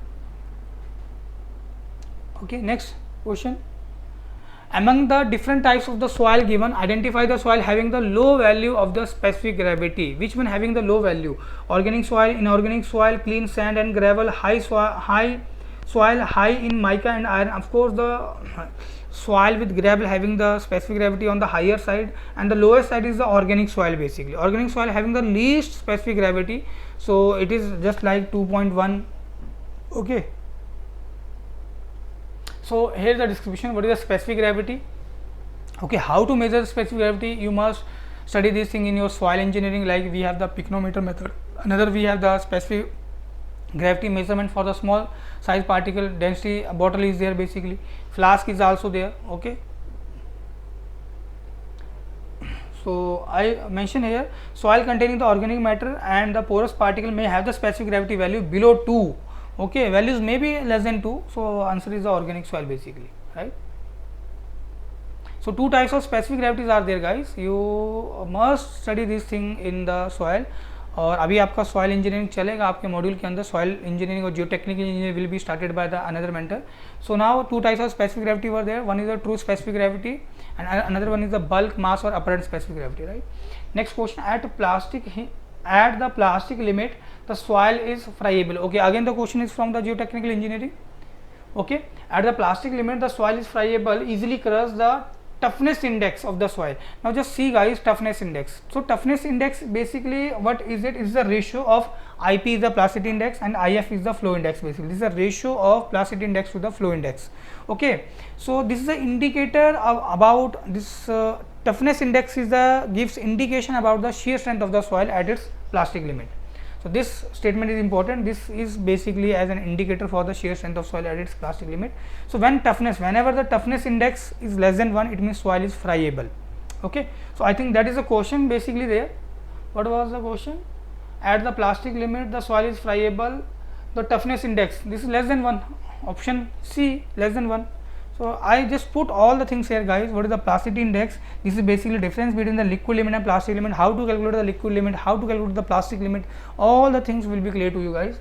Although I give you the indication also the flow index. Basically this is the slope of curve in between the number of blows in liquid limit test and the water content that we have, that with the help of the Cassegrain apparatus that we conduct the test. Okay, the consistency index are the important points I also mark here. Next question is basically from the your building material part. So question is regarding the efflorescence of the brick. Efflorescence is the formation of the white patches on your brick surface. Basically this is due to the crystalline salty deposits that occur on the brick surface, or sometimes it is due to the presence of the salts that has been whenever the bricks comes in contact with water, the salts dissolved in water and it comes to the top surface. From top surface water has been evaporated and salt leaves behind.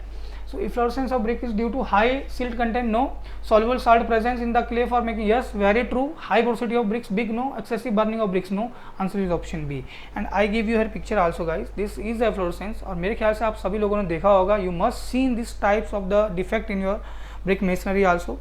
So on the basis of efflorescence we have some test value, like when you are saying this efflorescence in nil, slight, moderate, heavy or serious, there is a criteria given in the standard basically. Okay. Next question number 40. The following statement pertain to the operation of the centrifugal pumps. Again this deals with your fluid mechanics pump part. So pumps in series operation allow the head to increase. Whenever the pumps are connected in series, they are increasing the head. Whenever pumps in series, second statement is saying pump in series operation increases the flow rate. So pumps are connected in series to increase the flow rate, that is in discharge. Pump in parallel operation increases the flow rate. If you are adding the pumps, 1 pump, 2 pump, 3 pumps in parallel, they increase the flow rate, or if the pumps are in parallel operation, they increase the head. Basically which one of following statement is correct? The question is that one. Okay, now you can answer. You can tell me what is the answer of this question.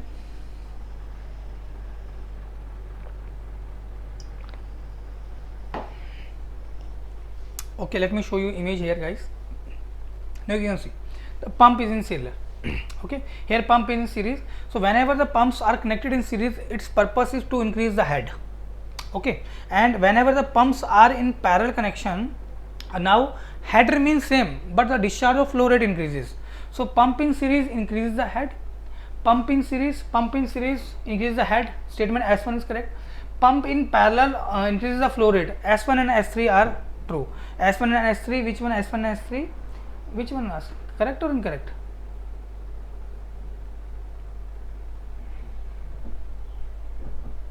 Pumps in parallel operation increase the flow rate. Yes, S3 is correct. Pumps in parallel operation allows the head to know. Head remains same. See here. If we are adding the pumps in series, what will happen? It increases the head. If we talk about pumps in parallel operation, then what will happen? In parallel operation, the flow rate increases, the head remains same. In parallel operation, flow rate increases. So in parallel operation, where flow rate increases, S3, is it okay? And in series operation, head increases. So S1, S3, answer is B. S1, S3, option is D, sorry. In place of C, it is D, guys. So let me just correct it. This is option D, not C. By mistake, this is, I think, place here. This is D basically. Now come to the next question. Which of the following method is not used to determine the slope and deflection at a section of loaded beam? So which one of following method is not used? So methods are given to you, guys. What are the methods? Like double integration method, yeah, this is used for the calculation of slope and deflection. Macaulay method is also used. Moment area method also. Rankine's method is not used, guys. Option D is the answer. Question number 42. Water flows with a flow rate of 0.6 Qmac through a inclined pipe. Again, question from the fluid mechanics. PQ of the length 10 meter, having a uniform cross section. A uniform cross section pipe is given to us. So in which the discharge is given to us. This is a 0.6 Qmac, and pipe PQ is inclined. The end Q of the pipe is above the end P. That is, Q end is above the end P. Q end is above the end P, guys. And pipe makes an angle of 30 degree to the horizontal for a pressure of 30 kN per meter square at end Q. At end Q, the pressure is given to you 30 kN per meter square, and pipe's horizontal pipe's axis makes an angle of 30 degree with the horizontal. Now question is what? The corresponding pressure at the end P. What is the pressure at end P? Just take the unit weight of water tank kN per cubic meter. Just use the Bernoulli's equation. Use the Bernoulli equation at end P and end Q. The total energy is always remains conserved. Okay, and after application of this Bernoulli's equation, you will get the answer of what? This is coming to be 80 kN per meter square. Just have a look, guys. Just have a look. Just nothing to do. This is the Bernoulli equation applied at the end P. So what is the pressure at P? Let it be PP. What is this velocity head at this end P? It's half rho V square. What is this datum head? This is a datum itself basically. So this is 0, and for the Q, what is the height of the Q with respect to P is given in the question. Okay, this was the 10 meter, but the pipe length was the 10 meter, so it makes an angle of 30 degrees. So this is the vertical distance. Use the sine. Sine is nothing but perpendicular to hypotenuse. Hypotenuse given to you, angle given to you, you will find the this height directly. Okay, so question number 43 is answer is 80B. Is it okay? Next question. Identify the wastewater treatment unit in which both aerobic and anaerobic mechanism for the removal of the organic matter take place. This is a stabilization pond basically, isn't it? Is it okay? So here I just mark a picture also, guys. Everything I mention here. What is the stabilization pond? What are the activated sludge processes? What is the oxidation dish? What is the tricklation filter? What is the trickling filter basically? Everything I mention here. So let's proceed to the next question. So what is the question number 44? Identify the incorrect statement about the Mueller-Brislet principle. So which one is not correct statement here? The question is regarding that one, guys. So have a look on the things. Which one is correct or incorrect? So first of all, read this statement very carefully. What is the first option given there? It gives the excellent experimental approach to determine the influence line for indeterminate structure. So if we talk about the indeterminate structure whose determinacy is not determined by the degree of static indeterminacy is not determined by the this equilibrium equation that we have in the 2D or 3D. So second, it is applicable when the material is within the elastic limit and obeys Hooke's law. So second statement is saying this Mueller-Brislet principle is only applicable when it satisfies the Hooke's law and the load is within the this elastic limit, right? And it is applicable only for the indeterminate structure. This is not true basically. Mueller-Brislet principle is valid for both for determinate as well as indeterminate. So which one is not correct? So option C is not correct. So what is the written here option D? It gives the analytical method to find the influence line diagram. So all the statements are correct irrespective of the option C. Although I mention here guys, this is the application of the Muller-Bristol principle. So you must go through these things in ILD, influence line diagram, from the structural analysis. So option is C as your answer. Now next question is regarding this duty delta and base period, that is from the irrigation engineering. So what is the question? The duty at various locations in a canal irrigated system is indicated as follows. What is the duty at the head of main canal? That is written as the DM, duty at the head of main canal, DM, and duty at the head of the distributary, that is DD. Duty at the head of the water course to the field is DW, W for the water course. Arrange the duty of water in the increasing order, meaning to say that the smallest duty at the first and the highest duty at the end. So I just want to give its answer by this figure guys. Now suppose this is a river from where we are taking the water, or this is the intake basically. So here we make a cross regulator. So cross regulator basically to raise the water level and divert that water into the canal. Here at the head of canal we make a head regulator to regulate the flow or discharge. So from main canal, so the water is entering into the branch canal, from branch canal to the major distributary, minor distributary, and that at the field course or your field channel. After that it is in the field. Now suppose capital A hectare area we have to integrate, A hectare area we have to integrate.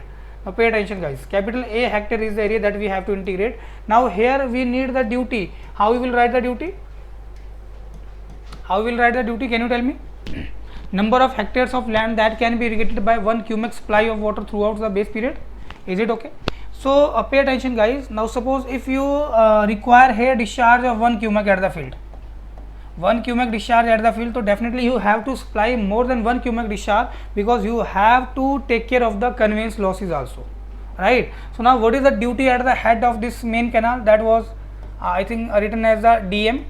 Duty at the head of the distributary, that was the DD, here DD distributary, and duty at the head of this water course or field channel, DW.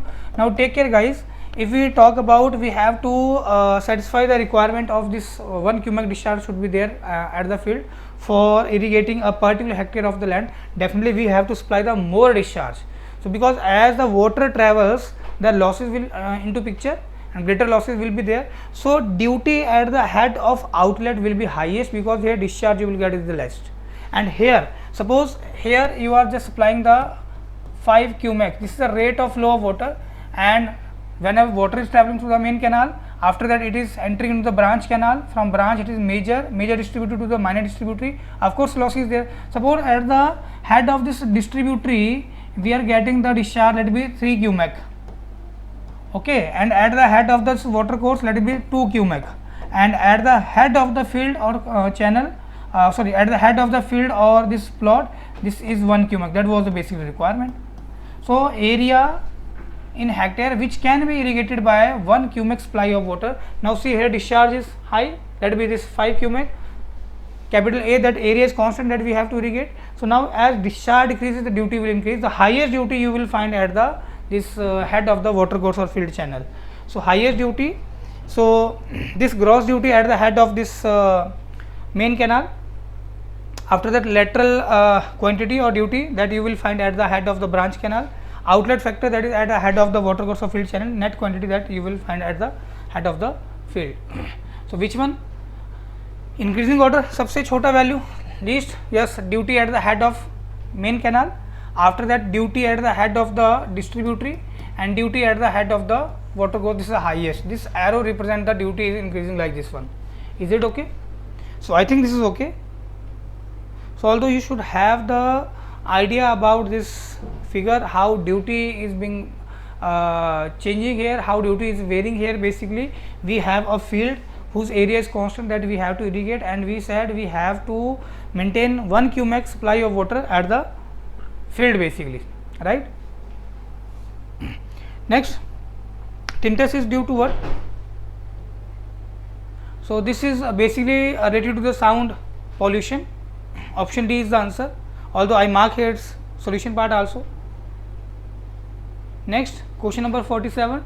To have effective control of water supply, different types of valves are used in the distribution system. match the item in list 1. List 1 may you are given with the item, what purpose they are serving, with the those from the list 2 types of wall. What are types of wall? Using the code given below. Now just match the things and let me know the answer. Just match the thing.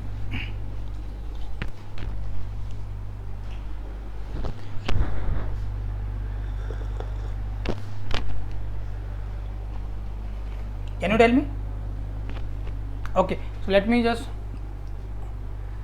see here. List 1, M is what? Remove air from the pipeline. Which one valve is removing air from the pipeline? In list 2 that is listed. Limit the flow of water to a single direction. Which one valve is allowing water flow in only in one direction, not in two direction? Okay. And reduces the high inlet pressure to lower inlet pressure. Which one valve is serving this purpose? Stop the flow of water in the pipeline. Which one valve is serving this purpose?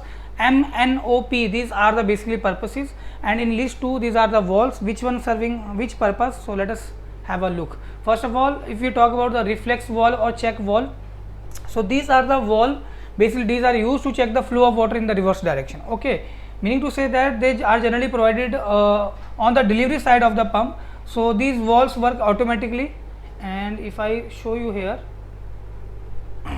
like this one, see, this is a reflex valve or check valve. If water has been lifted from here, or water has been sucked from this pump, so now when the pump stops working, the water will not go in the reverse direction, in only one direction. Okay, this is the reflex valve or check valve basically. Is it okay? So this reflex valve or check valve we are providing where? In the tube wells.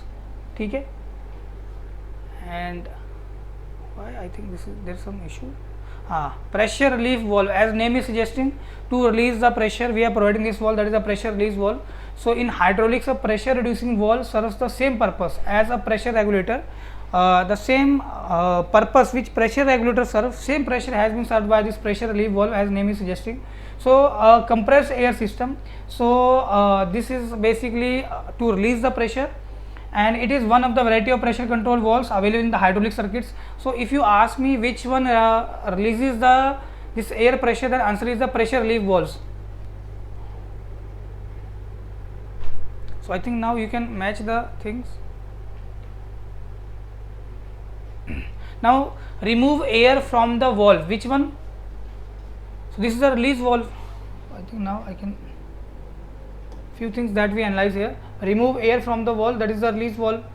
And stop flow of water, no. Limit the flow of water in single direction. Which one? Check valve or reflex valve. Reflex valve also there. So M3 N4, M3, either answer will be B or C. M3 N4, answer will be D. Just you can just match only the two things, the rest of option will automatically come by its own. Okay, the answer is D basically. Next question, let us proceed to the next question. What is the next question? The ratio of rate of change of discharge of an outlet to the rate of change of discharge of an parent channel is stated as. Now just this is basically linked with the irrigation engineering. So many terminologies are there, like flexibility, like sensitivity, okay, like proportionality. So rate of change of discharge of an outlet to rate of change of discharge of an distributory channel. So small dq upon q, this is rate of change of discharge in this outlet, that is canal outlet basically, to rate of change of discharge in the distributory is dq, capital DQ upon q. So what is written here basically? The ratio of rate of change of discharge of outlet to rate of change of discharge of parent channel. Of course, this is the flexibility of outlet. This definition is of flexibility, isn't it? This is a flexibility. Next is sensitivity. What is sensitivity? This is the rate of change of discharge through an outlet, dq upon q, small dq upon q. This is the rate of change of discharge through an outlet to ds upon y. This is change in depth of water. So what is this basically? This is a rate of change of water surface level of the distributory with respect to the normal depth level in the channel basically. So this definition for the sensitivity. Same we have the modular ratio here, same we have the proportionality. When this proportionality is called to be the proportional outlet, so whenever this proportionality value is coming to be 1, what is the proportionality value? Again, this is the ratio of this outlet discharge ratio to the discharge of an parent channel ratio. Okay, So efficiency is also there. So option, which one answer that I told to you, flexibility of an outlet is the answer. So according to IS 8009 part 1 1976, the recommended value of rigidity factor for computing the settlement of a rigid footing. So whenever we are talking about the settlement calculation of the rigid footing, so what factor considered by the IS code? Okay, rigidity factor is considered by the IS code. So I just want to tell you, first of all, this is the coder recommendation. 9.5.1 is the clause, that is the effect of depth of foundation. So the relevant equation in 9.1.9.2 are applicable for computing the settlement of the foundation located at the surface. For computation of the settlement of foundation at certain depth, the correlation has been applied. So what the rigidity factor used? What is the rigidity factor used? Just have a look, guys. Rigidity factor is the ratio of total settlement of the rigid foundation, like concrete foundation that we have. We have the flexible foundation also, like the foundation in highways. These are the flexible foundation, right? So to the total settlement at the center of the flexible foundation. So don't make mistake here. This is a total settlement at the center of the flexible foundation. This ratio is 0.8. What is the rigidity factor considered by the IS 8009? This is the 0.8. Answer is the option D is the answer.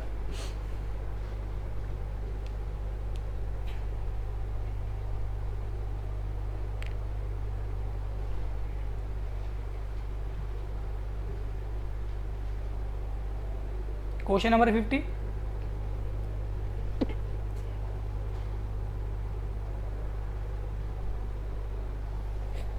What is question number 50? See, as per IS 800/2007, this is basically for the steel structure question. Under working stress design, the condition to be satisfied for the member subjected to both axial tension and bending.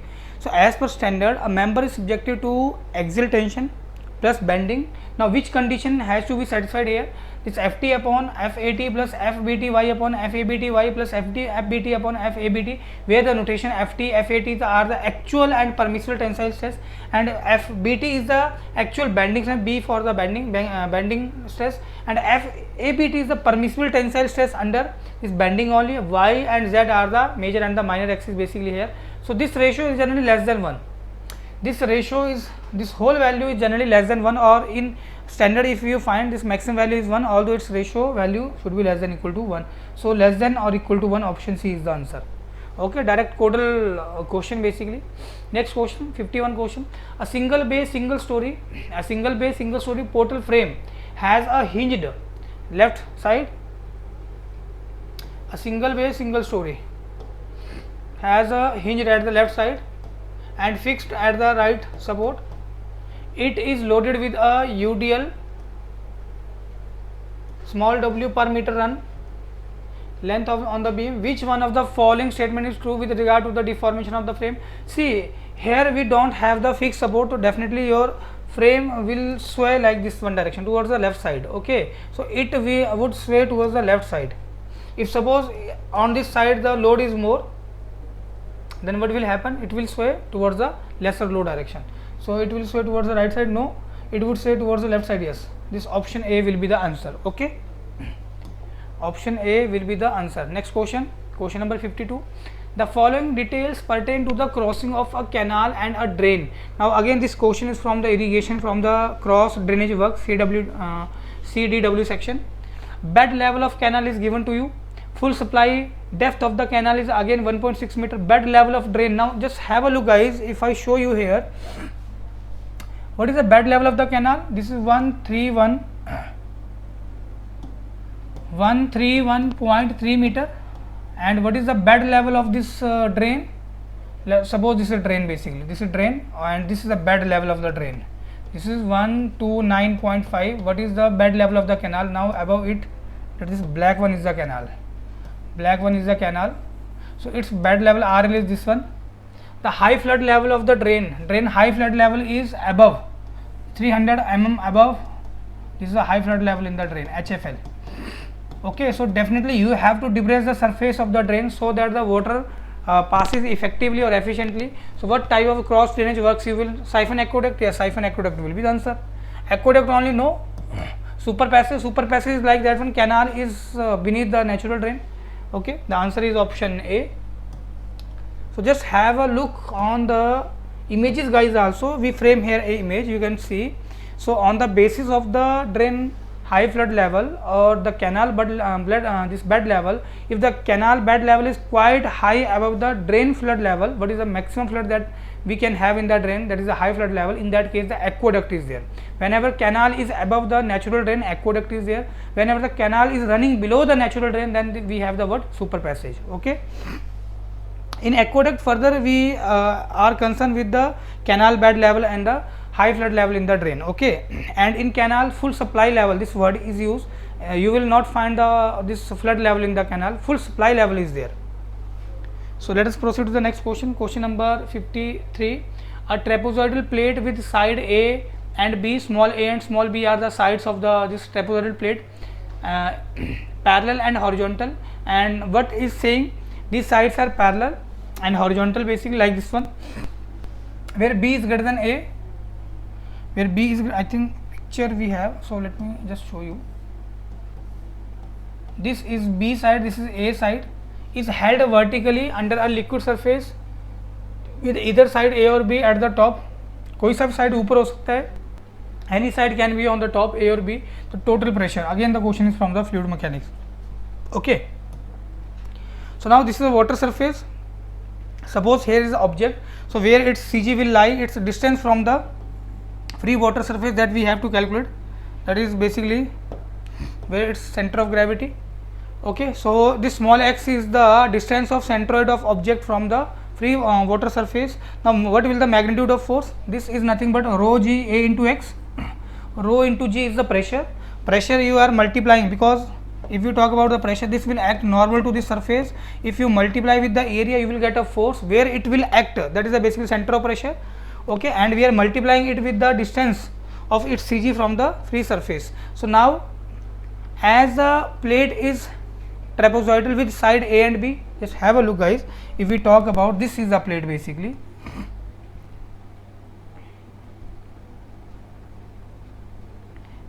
this is the trapezoidal plate that we have, one side A, one side B, another side B, and the parallel sides are A and B. And take care guys, its area, whatever the sides you are keeping on the above, that is A is towards the free surface or B side is towards the free surface, area will remain same. So A1, A2, they both will be same.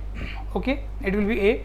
Now just have a look, when B is added on the top side, that is towards the free surface of water, so B, this side is A, let this height be h and its area be A1, and from where, this is a CG, that is center of gravity or centroid, this is a CG position basically. Its distance from the top is x1 bar. Again the area will be same, A1, A2 will be same guys, don't get confused, A1, A2 will be same, let it be A. Now h will also be same, but its CG from the top, now it will be x2 bar. Okay. Now if you just find out what is the distance of CG from here top, it is B plus 2A upon A plus B into h by 3. Similar case here, what is the CG distance from the top, that is from this shorter side, now it is A plus 2B upon A plus B into h by 3. So here B plus 2A, denominator same, A plus B, A plus B, h by 3 in multiplication h by 3. The only thing is that which one is highest, A plus 2B or A plus B plus 2A, of course A plus 2B. So whenever this your shorter side, that is A is on top side, this x2 is coming to be higher, and pressure I told you rho g is the this pressure, rho into g is basically not the pressure guys, sorry, rho into g is the unit weight of what, unit weight of that particular fluid. If you are multiplying it with the depth, so pressure equal to rho g into h, in place of h you are multiplying the distance of CG from the free surface, area both having the same. Here x2 is coming to be more, here x2 is coming to be more, it means whenever the plate is placed like this one, its shorter side is towards the free surface, then we are getting the higher force. Okay. So total pressure is higher when the side A is at the top meaning to say that towards the free surface. So higher when the side A is at top, higher when the side B is at top, of course the option A, higher when the shorter side is on the free surface side or on the top, whatever you want to call. So optical plummet is used in total station. What is the purpose of this instrument? This is for the accurate centering over the station. Is it okay? You must heard about this optical plummet. Next question 55.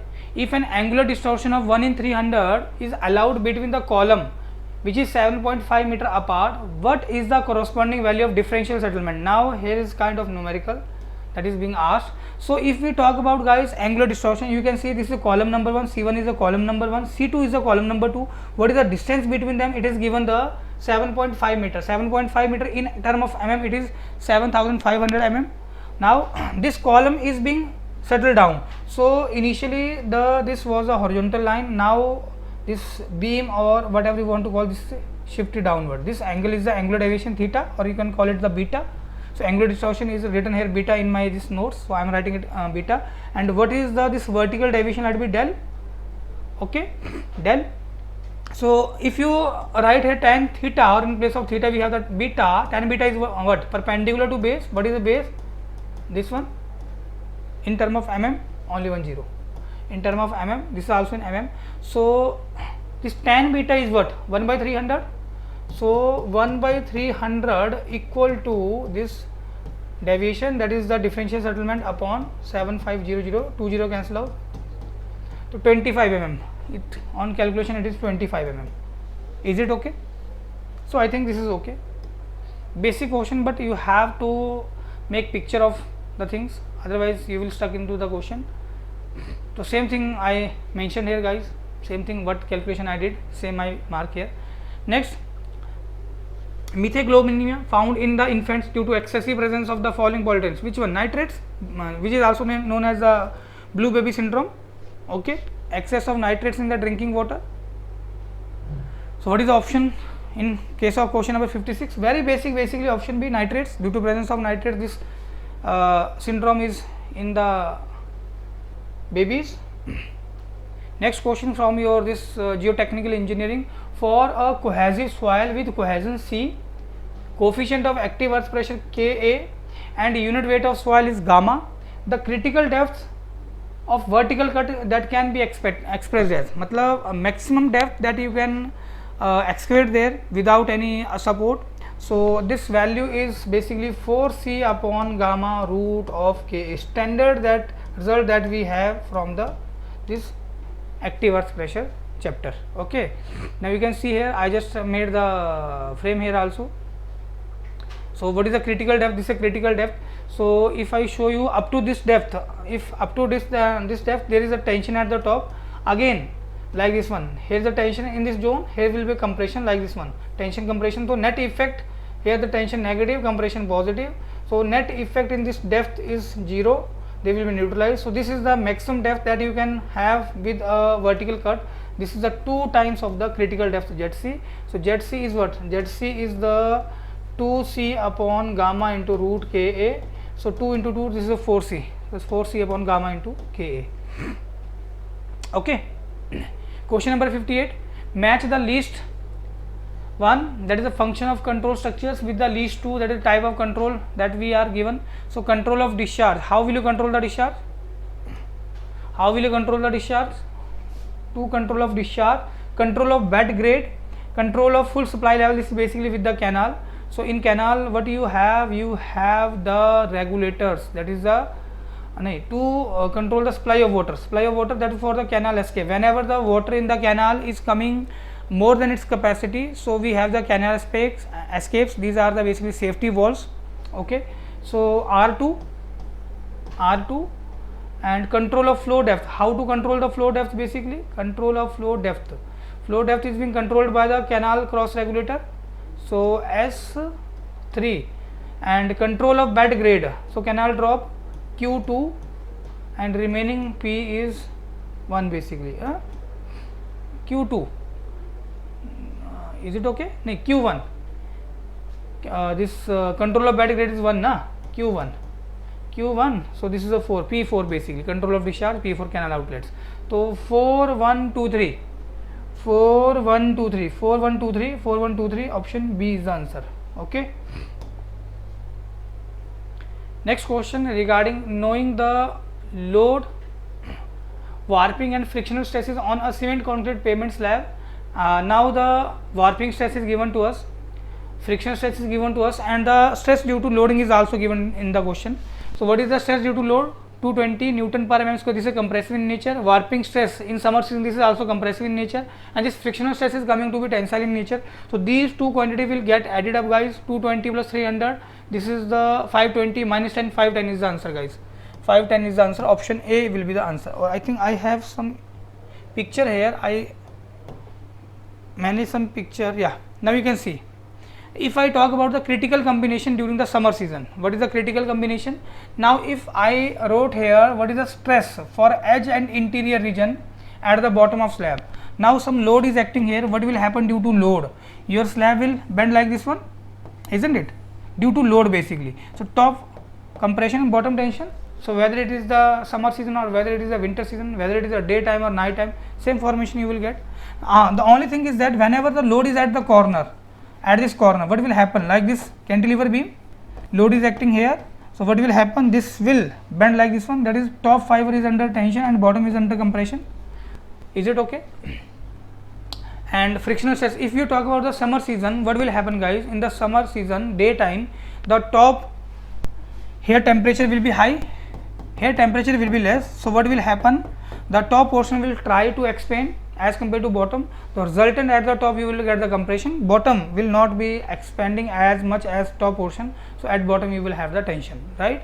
So on the basis of that I told to you, these are the critical combination. Use the values and the data is given to us. What is the stress due to the load? That is load stress is 220 Newton per m square. Warping stress is also given, friction stress is also given. So during the summer season, this is the load combination. Load stress, this is a positive, compressive. Warping stress, this is positive. Frictional stress in the summer season is coming to be negative. Why negative? So if you talk about in summer season, the slab will try to expand. Is it okay? From the center portion it will try to expand, okay, but the frictional force that in between the slab and the bottom layer, it will try to contract it, right? Okay, so let's proceed to the next question. What is the next question? This is from RCC. And in this question, a continuous slab of 3 meter by 5 meter span is given to us. The minimum overall depth of slab to satisfy the vertical deflection limits with mild steel reinforcement. Right now, guys, we are given with a slab and steel detail also has been given in the question. So mild steel is given. There is a standard criteria. What is the standard criteria? That is IS 456. You will find this one. If we talk about the two-way slab, so I already told to you in the previous question. Whether the slab is one way, whether it is two way, it will depend upon the aspect ratio. That is, this ratio is kind of this shorter span to longer span ratio. So or longer span to shorter span ratio, Ly to Lx. When it is less than equal to 2, this is a two way, and when it is greater than 2, this is a one way slab, right? So this criteria is basically for the two way slab and span up to 3.5 meter, and this mild steel reinforcement has been used. So overall depth to span ratio, okay, overall depth to span ratio, this is given here. You can see here for the continuous slab, this ratio is what? For the mild steel 40, and if we are using HYSD steel like Fe415, Fe500 grade steel in the slab, then this ratio span to overall depth ratio is this 32. Okay, now question is what is asked in the question? So can you tell me which one span you will use, longer or shorter span? So Lx is what? This 3 meter, and Ly is what? This 5 meter. So use this Lx, that is 3 meter, okay, and this span that is Lx 3 meter, let it be in mm, 3000 mm to overall depth ratio. We have to calculate this one, let it be as it is. This ratio should be less than or equal to, so maximum value is what? Equal to this ratio equal to 40. Why 40? Because it is clearly mentioned we are using the mild steel in the slab. So as per the IS code, this ratio is what? This is 40, okay, for the continuous slab, because it is written here na continuous slab. If this was a simply supported, then you have to use this ratio as 35. So just solve this one, 3000 by 40, because D will go here and 40 will come here. Is it okay? So what is the D? Cancel out. So 4 7s are 28, 2 4 5s are 20. This is 75 mm. 75 mm. Option D will be your answer. Is it okay? So I think this is okay. So codal question directly you have to solve it. Now next question, in case of the reinforced concrete column footings, the minimum value of the nominal cover to be provided for meeting the durability requirement. I already told you guys, in India it has been divided into the 5 exposure condition like mild, moderate, severe, very severe and extreme. So according to that, the minimum grade of concrete for RCC work is also has been specified. like we are starting with the M20, every time you are doing the +5. For mild it is M20 grade, for moderate it is M25, for severe it is M30, very severe M35, and extreme for the M40. Now cover is there basically for the durability requirement. We have to meet the durability and fire resistance requirement. Two things are there. On the basis of that we are deciding this should be the cover. And if we talk about this column footings, or rather than column footings, if we talk about the footing itself also, then minimum cover requirement is a 50 mm. For the side basically, if we are talking about the bottom part, then it is a 75 mm. So it nothing is given here like this bottom cover or side cover, so we will go with the 50 mm, that is the minimum cover requirement. Okay, 50 mm. In column, what is the minimum cover? Can you tell me what is the minimum cover requirement? Is it 40 mm? But that is not true for all the cases. It will depend upon the column dimension also. If any dimension of column is less than or equal to 200 mm and bar diameter is not greater than this 12 mm, maximum bar dia that we have in the column is 12 mm, then cover is limited to the 25 mm also. Okay, so just have a look on the codal provision. Again the codal question is there. Next question guys, identify the factor that does not affect the bearing capacity of a purely cohesive soil. As I told to you, mostly question from your geotechnical engineering part, environmental engineering part, and your highway engineering part. Okay, so pay attention to these three major subjects. So can you tell me the bearing capacity of a purely cohesive soil? If we talk about the purely cohesive soil, then can you tell me what will the phi? Phi is the angle of internal friction, that will be 0. So now it depends upon what? It depends upon so many parameters, but does not affect. In purely cohesive soil, the width of footing does not affecting the bearing capacity of the purely cohesive soil. So on what basis this I frame here answer?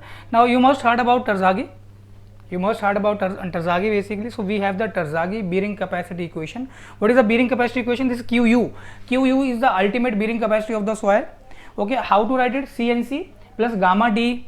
This D is the basically depth of footing. Minimum depth of footing as per the IS is 500 mm, that is 0.5 meter, into NQ plus 0.5 या 1/2 gamma B into N gamma. This NQ, NC and N gamma are the bearing capacity parameters, factors. So if we talk about guys for purely cohesive soil, this NQ equal to 1 and N gamma is 0. Just put here in this equation, just put here N gamma is 0.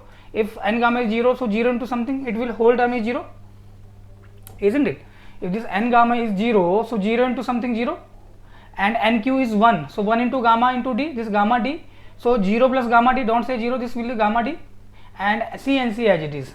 Okay, so now this will be the ultimate bearing capacity. So can you tell me in this equation you are finding the width of the foundation or footing? No, only depth of foundation or footing is there. Is it okay? So bearing capacity equation, if we talk about the purely cohesive soil, then it is independent of the width of the footing. A rest of parameter you can see they are participating in the bearing capacity equation, but not the width of the foundation. Is it okay? Now next question. This question is from your strength of material. A circular shaft of diameter D is subjected to two types of loading condition as in case 1 and case 2.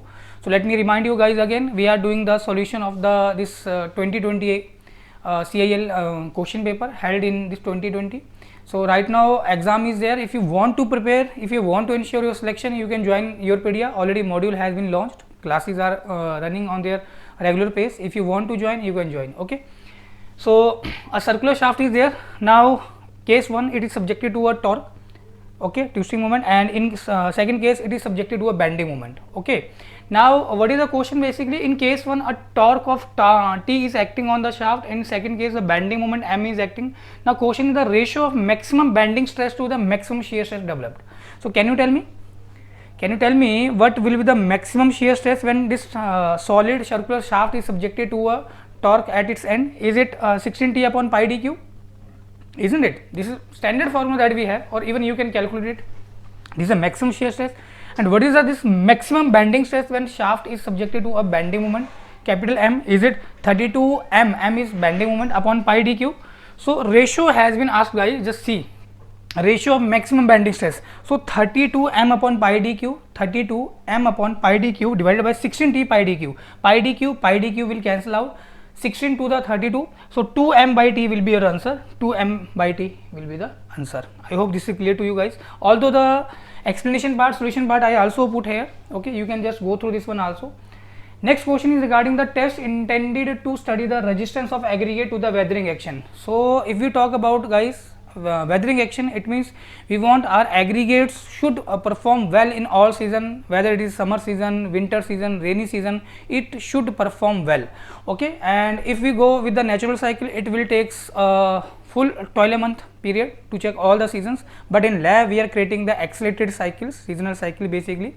Two solution or solvents we are using, sodium sulfate and magnesium sulfate, and we are noting down the loss in weight basically, extremely important. But right now he is asking for, if you want to check the resistance of the aggregate against the wearing action, then soundness test is there. Soundness test, how to check the soundness of the aggregate? How to check the soundness of the aggregate? I told to you whether the aggregates are sound or not. We are creating the accelerated seasonal cycles in the lab. Here we have a solution, guys, we have a solution. This might be your sodium sulfate or this might be your magnesium sulfate. You will find definitely question on this solution part also. Here we are putting the aggregates, this black one are the aggregates. We are putting aggregates into the solution for 16 to 18 hours. After putting it 16 to 18 hours, we are taking it out and we are putting it in oven, and here temperature is 105 to 110 degrees Celsius and for 24 hours, and after that we are removing it, we are taking it out here. This is one cycle. This is one cycle. If we are using the aggregate for the road construction, repeat 10 such cycles. If you are using the aggregate for the concrete, then repeat such 5 cycles. After 5 cycles, if you are using the aggregate for the concrete, note down the loss in weight. Okay, so criteria is given there basically. Is it okay? So abrasion test, why we are doing the abrasion test? Can you tell me why we are doing the abrasion test? Abrasion test is also mentioned there. Yes, abrasion test was also there, abrasion test. Although I will tell you later, crushing test, impact test. Crushing test is basically done to check the strength of the aggregate. In crushing test, we are applying a gradual load having this 4 ton per minute. This is the rate of loading in this crushing test, 4 ton per minute. We are applying the load at this rate, and maximum 40 ton load has been applied on the aggregates. What aggregates we are using? Aggregates which passing through 12.5 mm IS sieve and retained on the 10 mm IS sieve, right? And impact test is there. Aggregate impact value we are calculating. We have a kind of aggregate impact machine in which the rammer weight or hammer weight is 13.5 to 14 kg, 13.5 से 14 kg वहाँ पे hammer का weight होता है. Height of fall is 38 cm and number of blows is the 15s. So we are calculating this value also. So in abrasion, so although there are so many apparatus like this Devil abrasion, Dory and Los Angeles, IRC and Morse has specified if you are going to find out the wear and tear resistance of the aggregate or abrasion resistance of the aggregate, then Los Angeles abrasion test is there basically. Okay, come to the next part. While doing the project planning of a construction project using PERT, it is intended to identify the variance of the project. So this can be done by this, how the sum of variance of the activities along critical path of the project. In this way we can done it. Okay, we can do it. The question number 65 answer is part B. Okay, now question number 66, while designing a highway, identify the factor which is not taken into account for computation of braking distance. So let me tell you, this stopping side distance was the sum of two things. One was the lag distance, another one the braking distance. Now which one factor is not considered? Speed. In braking distance, guys, of course after application of the brakes, what will happen? The speed is going to be decreased and ultimately the vehicle come to the rest. So here in this formula, this capital V square upon 254 mu or F, this F is coefficient of longitudinal friction, V the speed is there, friction is also there, this is present basically. Gradient, if vehicle is on ascending or descending gradient, so we are putting positive sign for the ascending gradient and negative sign for the descending gradient, and gradient I am writing it by the n%. This is also their gradient. Coefficient of friction is there. Reaction time of driver is not there in this formula. This is the answer, option D. But reaction time of driver comes in the lag distance, guys. So this lag distance is nothing but speed into reaction time. This reaction time as per IRC for calculation of this SSD, this is 2.5 seconds. For overtaking side distance, the reaction time is 2 seconds. For space headway calculation, reaction time is 0.7 seconds. Okay, is it okay? So I think this is okay. Come to the next question. The following statement pertain to the occurrence of the negative skin friction in the pile. You must heard about this negative skin friction, guys. Due to that, the pile load carrying capacity is reduced. Now question is that this negative skin friction is developed when the pile is driven through a recently deposited clay layers. Very true. if the pile is driven through a recently placed fill, negative skin friction is there. What is happening in negative skin friction, guys? There is downward movement of the soil particles along with the pile, or even at the greater rate. Soil particle settles downward direction at a greater rate than the pile itself. So it is developed when the pile is driven through a layer of dense sand. No, in dense sand this you will not find. Basically it is developed due to the sudden drawdown of water table. Yes, only statement 1 and 3 are true. So which one of statement are incorrect? Basically incorrect, only 2 statement is incorrect. Is there S2? Yeah, only A is answer. Is it okay? So let me show you here a figure also, guys. So this is a pile, it is driven here. If you see this picture, let me just zoom in. So what is happening, this red one arrow shows downward movement of the soil particle along with the pile. Whenever we are driving the pile into the soil mark, what is happening, the surrounding soil is also moving in the downward direction, that is the negative skin friction. Okay, it reduces the pile load carrying capacity. Why this negative skin friction take place? Whenever we have a recently placed fill material, it is not compacted, negative skin friction will be there. Negative skin friction again saying soil particle का downward direction में movement pile से ज़्यादा हो जाएगा. Soil particle settles in downward direction at a faster rate than pile itself. And if we have the soft compressible soil or peat, negative skin friction you will find here. Here the soil is resting on what? Hard strata. This is end bearing pile basically. When the soil is resting on the hard strata, end bearing. Is it okay? So come to the next question. What is the next question? The free mean speed, again the question is from the highway engineering. The free mean speed of a roadway is found to be 80 kmph. Free mean speed Vf is given to us. Free mean speed Vf is given to us 80 kmph. Is it okay? Under stopped condition, the average spacing between the vehicle, meaning to say that under stopped condition speed of vehicle is given 0, that is in jam condition. It means in jam condition, when the vehicles are not moving on the road surface, that is vehicles are in standstill position, what is the spacing between the vehicle? S is given to you directly, that is a space headway you can also call it, which is equal to 8 meter. Now determine the capacity flow. Capacity flow, we have the formula for maximum capacity Qmax, guys. It is nothing but 1/4 times of the free mean speed into jam density. So first of all I have to calculate the jam density. How to calculate the jam density? Can you tell me? So this jam density, how to calculate? Can you tell me? Are you able to tell me how to write out this jam density? Kj. I want Kj. Vf is given. Only thing is that I have to calculate the Kj. So if I ask you guys, so can you tell me this density here? How to write the density with respect to space headway? Is it 1000 upon space headway S? What is S? 8 meter. This is 1000 upon 8, isn't it? So what is the jam density with respect to this K? Generally this K is half of jam density, so it will becomes to the twice basically. So just do the calculation accordingly, guys, you will get the answer. So now you can get here answer also. So here Kj equal to 1000 upon S. When the vehicles are not moving, the spacing between vehicle was given to you 8 meter. Solve it, you will find the jam density and maximum traffic flow or volume, which is equal to 1/4. Free mean speed was 80. Jam density is 1000 upon 8. 8 1 is 8 10. So 25, 250, 250 into 10, 2500 vehicle per hour. This is the unit of the traffic volume. This is vehicle per hour. 2500, yes, 2500 vehicle per hour. Vehicle per hour per lane. Answer is option A. Is it okay? Now can you tell me the question number 69 answer? Again question number 69 is from what? Strength of material. So a prismatic bar. Prismatic bar is that bar, guys, whose cross section is constant throughout its length. Okay, a prismatic bar of rectangular cross section is suspended freely like this one. This is a prismatic bar. This is suspended freely. This is suspended freely. Okay, from the ceiling of a roof. If all dimension of bars are doubled, its length is doubled, its thickness is doubled, its width is doubled, all dimensions are doubled, the total elongation produced by its own weight. So first of all I just want to write the elongation formula for a prismatic bar due to its self weight in term of its unit weight. So delta L, this is a basically change in length, delta L equal to gamma into L square upon 2E, where E is the modulus of velocity of the material. Now here it is written all the dimension has been doubled. So I can say here whatever change in the dimension, gamma is always constant, 2 is constant, E is the material property. So this change in length is proportional to the square of length. So if length is doubled, then change in length will be 4 times, then answer will be 4 times. Option B will be the answer. Is it okay? So I think this is okay. Question number 70. For a soil with porosity N.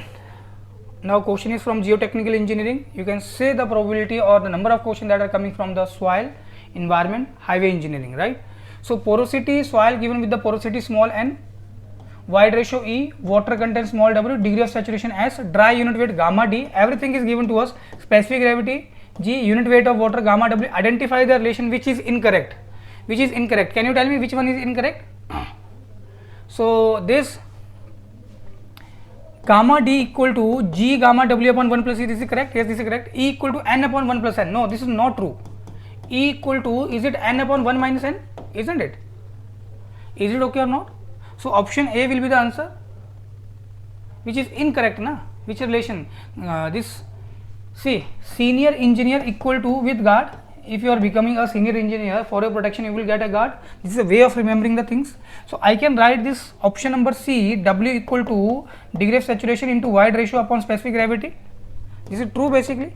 This is also true. Only option A is incorrect. Is it okay?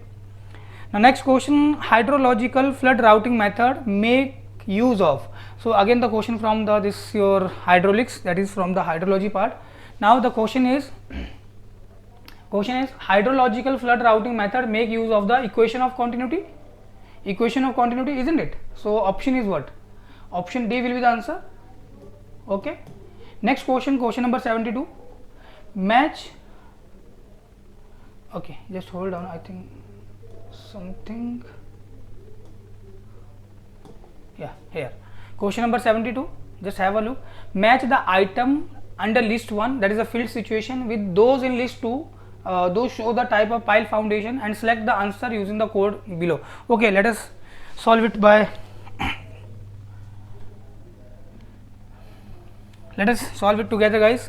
To resist the lateral load. What is the meaning of lateral loads? Now suppose here we have a pile. Say an example, this is a pile, black one is the pile and this is the ground surface. This is the ground surface. Lateral load means like this one, this is lateral load, red one, and this blue one is your vertical load or transverse load, what you want to call P1, P2. P2 is your lateral load. To resist the lateral load, we are providing the better piles. Okay, we are providing the piles like this one, blue one. Okay, so M is there M4 better pile. Now to retain the soil filling. So if we want to retain the soil filling, generally guys sheet piles are being used. Okay, so N, is there any sheet piles? Yeah, sheet pile N1. And to densify the loose soil, of course compaction pile are there. To densify, is there compaction pile? Yes, 2. So check karna 4 1 2 3 4 1 2 3. Is there any 4 1 2 3? 4 1 2 3, option D. This will be the answer. Very simple. If you see guys, the questions are not of much difficulty. The only thing is that how effectively you study the thing. Now next question, basically from this your highway engineering. Again you can see highway engineering is there in picture. So following does not correspond, which of the following does not correspond to the recommendation of the IRC 37, guys? This is the code of practice for the designing of flexible pavement. Okay, for pavement thickness determination by California bearing ratio, CBR test. So let me tell you, CBR test can be conducted in the lab and in the field itself. Although whenever we are doing designing as per IRC 37, in situ test results are not recommended, meaning to say that if you are conducting the CBR test on the field on site and you are using that CBR value for the designing of pavement, that is not required. IRC says big no for that one. For designing purpose, we need lab results on remolded soil samples. CBR test has been conducted and on the basis of that we are designing the pavement. So top 50 centimeter, what are the points given? Top 50 centimeter of subgrade should be compacted at least 95 to 100% of proctor density. Very true. Or in highways we are taking 97% of this density requirement practically. For the design of subgrade, soil sample should be compacted at OMC. Yes, that is again very true. Whenever we are filling this subgrade CBR mold, we are adding the moisture to the soil. What is the amount of water that we have to add? It depends upon the this optimum moisture content, and CBR mold is filled into layers, might be 3 layers or 4 layers, it will 3 layer or 5 layers, it will depend upon whether we are conducting the light compaction test or heavy compaction test, like your modified Proctor test or simple Proctor test, right. CBR tests are to be conducted in situ in field. Yes, we can conduct the in situ test, we are conducting basically at least 3 samples should be tested. Yes, this is also true, but what is saying recommendation of IRC 37 for the pavement thickness determination. This is basically design point of view. Now guys, the answer is C, because CBR test, whenever we are talking about the designing, we want to determine the thickness of the pavement, that is basically design part. In situ test results are not recommended, only lab test results on the remolded soil sample having the soaking period of the 96 hours, that is 4 days soaking period is there, that results are recommended basically. So option C is the answer. Now question number next, percentage increase of design bond stress, RCC question. So what is the percentage of increase of the bond stress in LSM for deformed bar? Deformed bar meaning to say that bars having ribs on their surfaces, so what we call ribs or projections. So due to presence of ribs guys, what will happen, the bond stress tau BD is increased.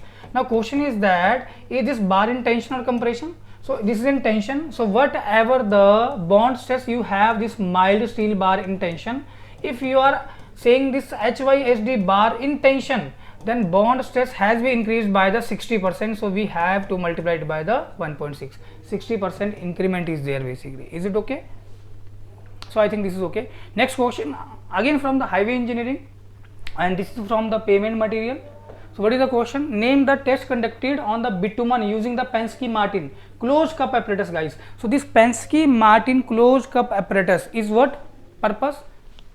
Can you tell me? This is basically a safety test, and from this test guys we are finding out the flash and fire point. Okay, what we are finding here, flash and fire point. So minimum value of the flash point, minimum value of the flash point for open cup test, this is basically for closed cup test, for closed cup test this is 175 degrees Celsius, and as per this IRC, this 220 degrees Celsius is the flash point for all paving grade bitumen. We have the 4 paving grade bitumen like VG10, VG20, VG30, VG40. VG means viscosity grade, 10, 20, 30, 40 shows the order of viscosity. As the number increases guys, the viscosity increases. Okay, its answer is the flash and fire point. Okay, this is basically safety test.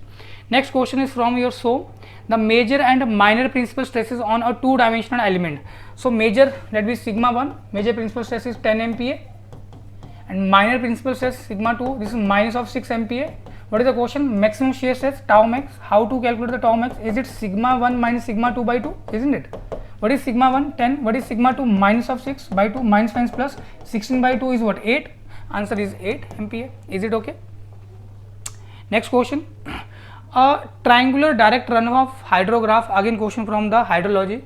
So due to a 6-hour storm in a catchment, okay, has a base time period of 100 hours and peak of the flow is 40 cubic meter per second. Catchment area is given to us 180 square kilometer. Determine the peak flow value of the 6-hour unit hydrograph of this catchment area. So let me show you figure guys directly. So this I draw here the discharge versus time curve.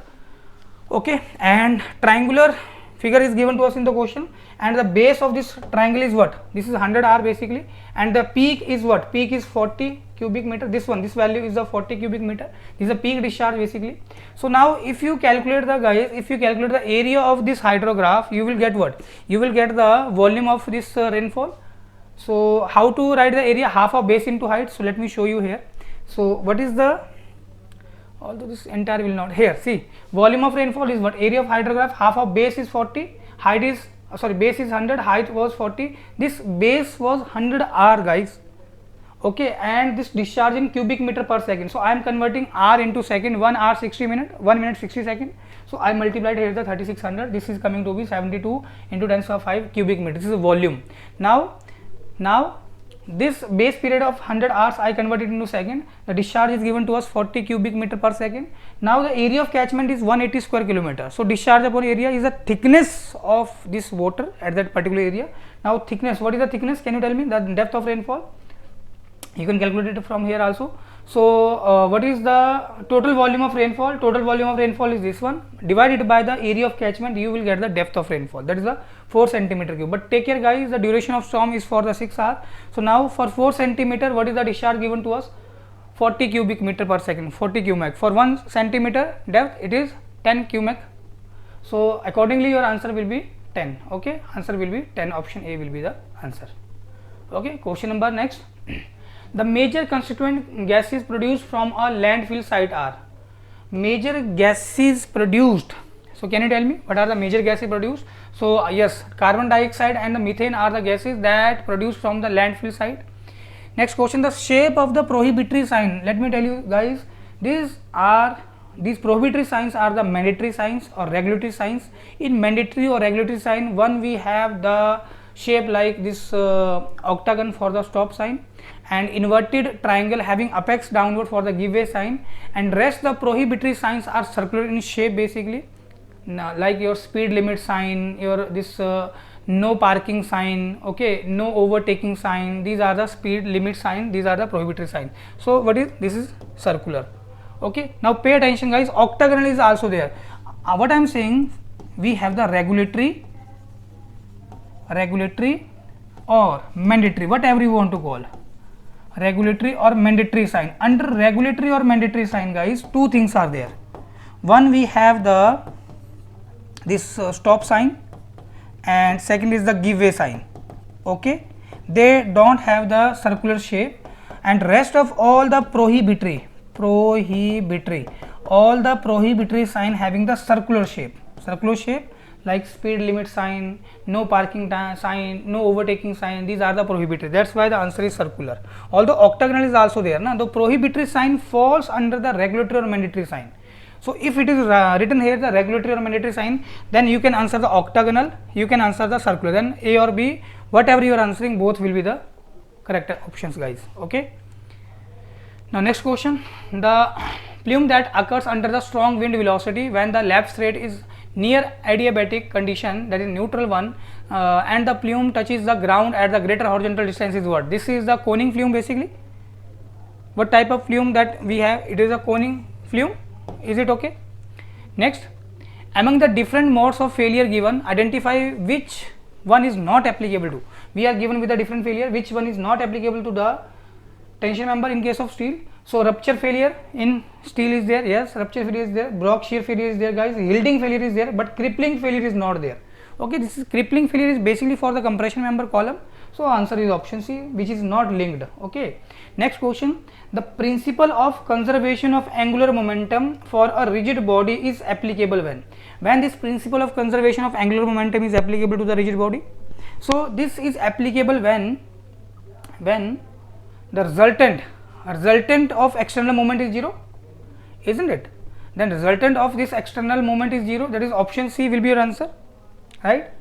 So you can see the questions are not of that much difficulty level. The only thing is that you have a very good basic, and definitely you can cram the solution part, or you can basically easily crack the examination. Okay, next, as per IS 800/2007 for web whose depth of web is given to a small d, thickness of web is given at TW, and this epsilon is basically yielding stress ratio. So that particular plate girder might be, this is basically linked with the plate girder. It is without the stiffeners. We have the horizontal stiffeners, we have the vertical stiffeners. When they are being provided, you will study in detail in the class. Basically, the resistance to shear buckling shall be verified using the condition. Which one?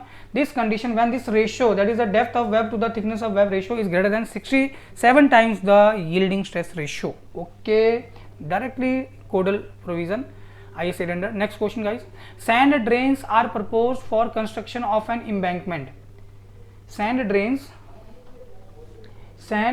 are proposed for construction of an embankment. What are the purpose of sand drains? Of course, to increase this consolidation rate. Okay, embankment over a highly compressible clay layer for a railway line. Identify the incorrect statement pertaining to it.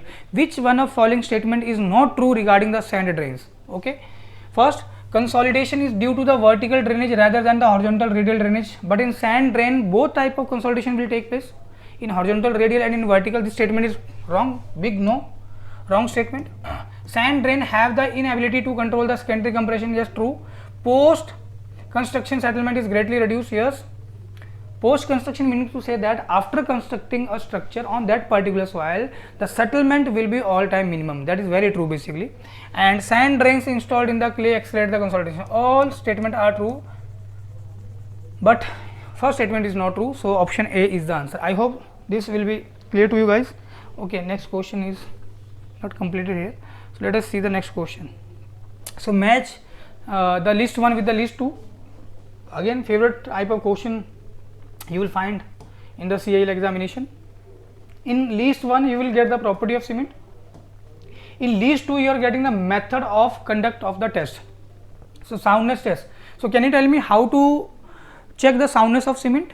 This is basically Leach-Chatelier apparatus is there, isn't it? We have this autoclave also. Due to free lime, due to presence of free lime, the unsoundness due to free lime is being calculated or checked by the Leach-Chatelier apparatus. If it is due to magnesia, then we have the autoclave test. In autoclave test you are just finding the value in percentage form. Here in Leach-Chatelier, here we have in mm. Basically this is the split of the indicator arm.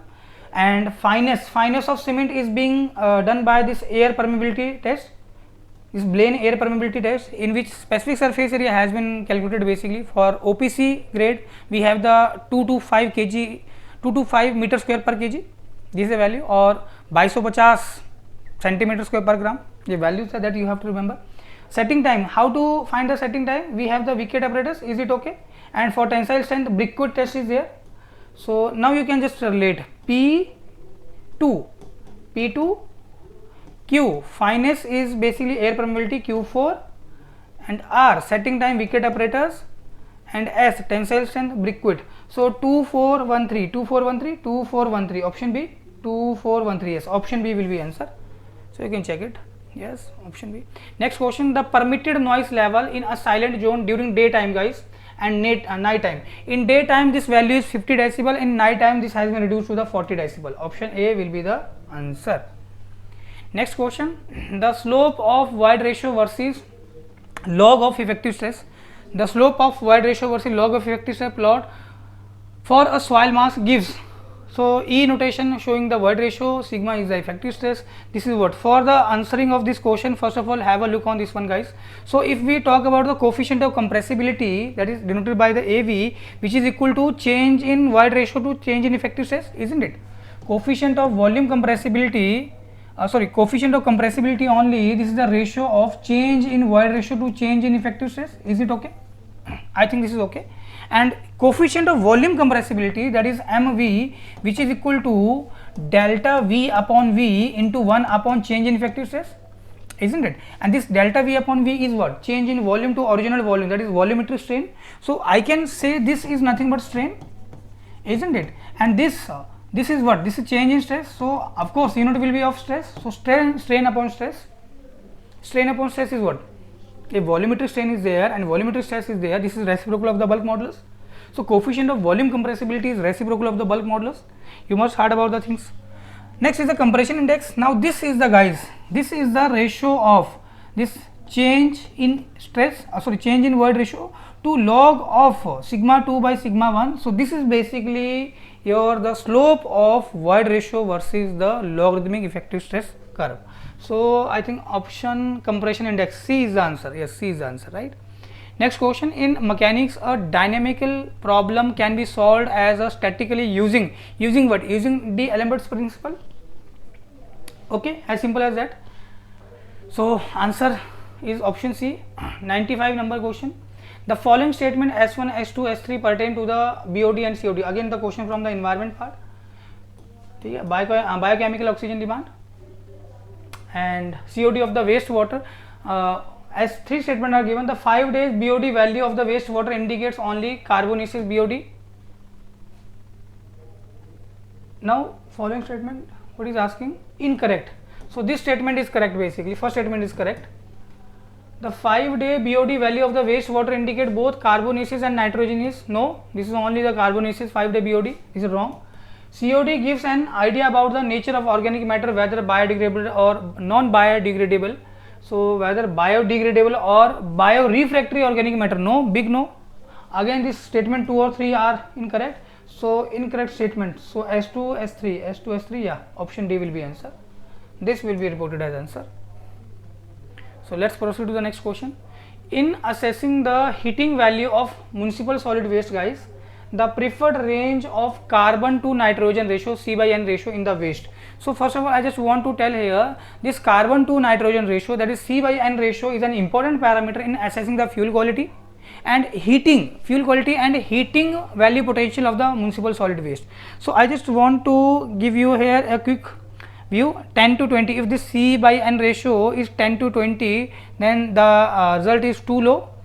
Okay, and if it is in between 20 to 35, it's optimal range for the good heating value and efficient combustion. Okay, so what is given here in the question? In assessing the heating value of the municipal solid waste, the preferred range of carbon to nitrogen, this is basically 20 to 35. You can just see here 20 to 35. Okay, this is basically optimum range for the good heating value and efficient consumption. Okay, good heating value and the efficient consumption. Okay, so option C will be the answer. Next question, the density at any point of a slender rod of length small l given varies with the first power of the distance of the point from the one end of the rod. Locate the mass center. So this question you can solve by your own, although I am framing here its answer is 2/3 of the length of the rod. Okay, so next, in friction circle, again the question is from the soil geotechnical engineering. In friction circle method of the slope stability analysis, with r as the radius of the slip circle and phi as the angle of shearing resistance, the radius of the friction circle is equal to what? R sin phi. So let me tell you, first answer is R sin phi, this answer is R sin phi. Now I am just giving here an idea. See guys, this is our basically soil mass that has been failed. This is a basically slope like this one.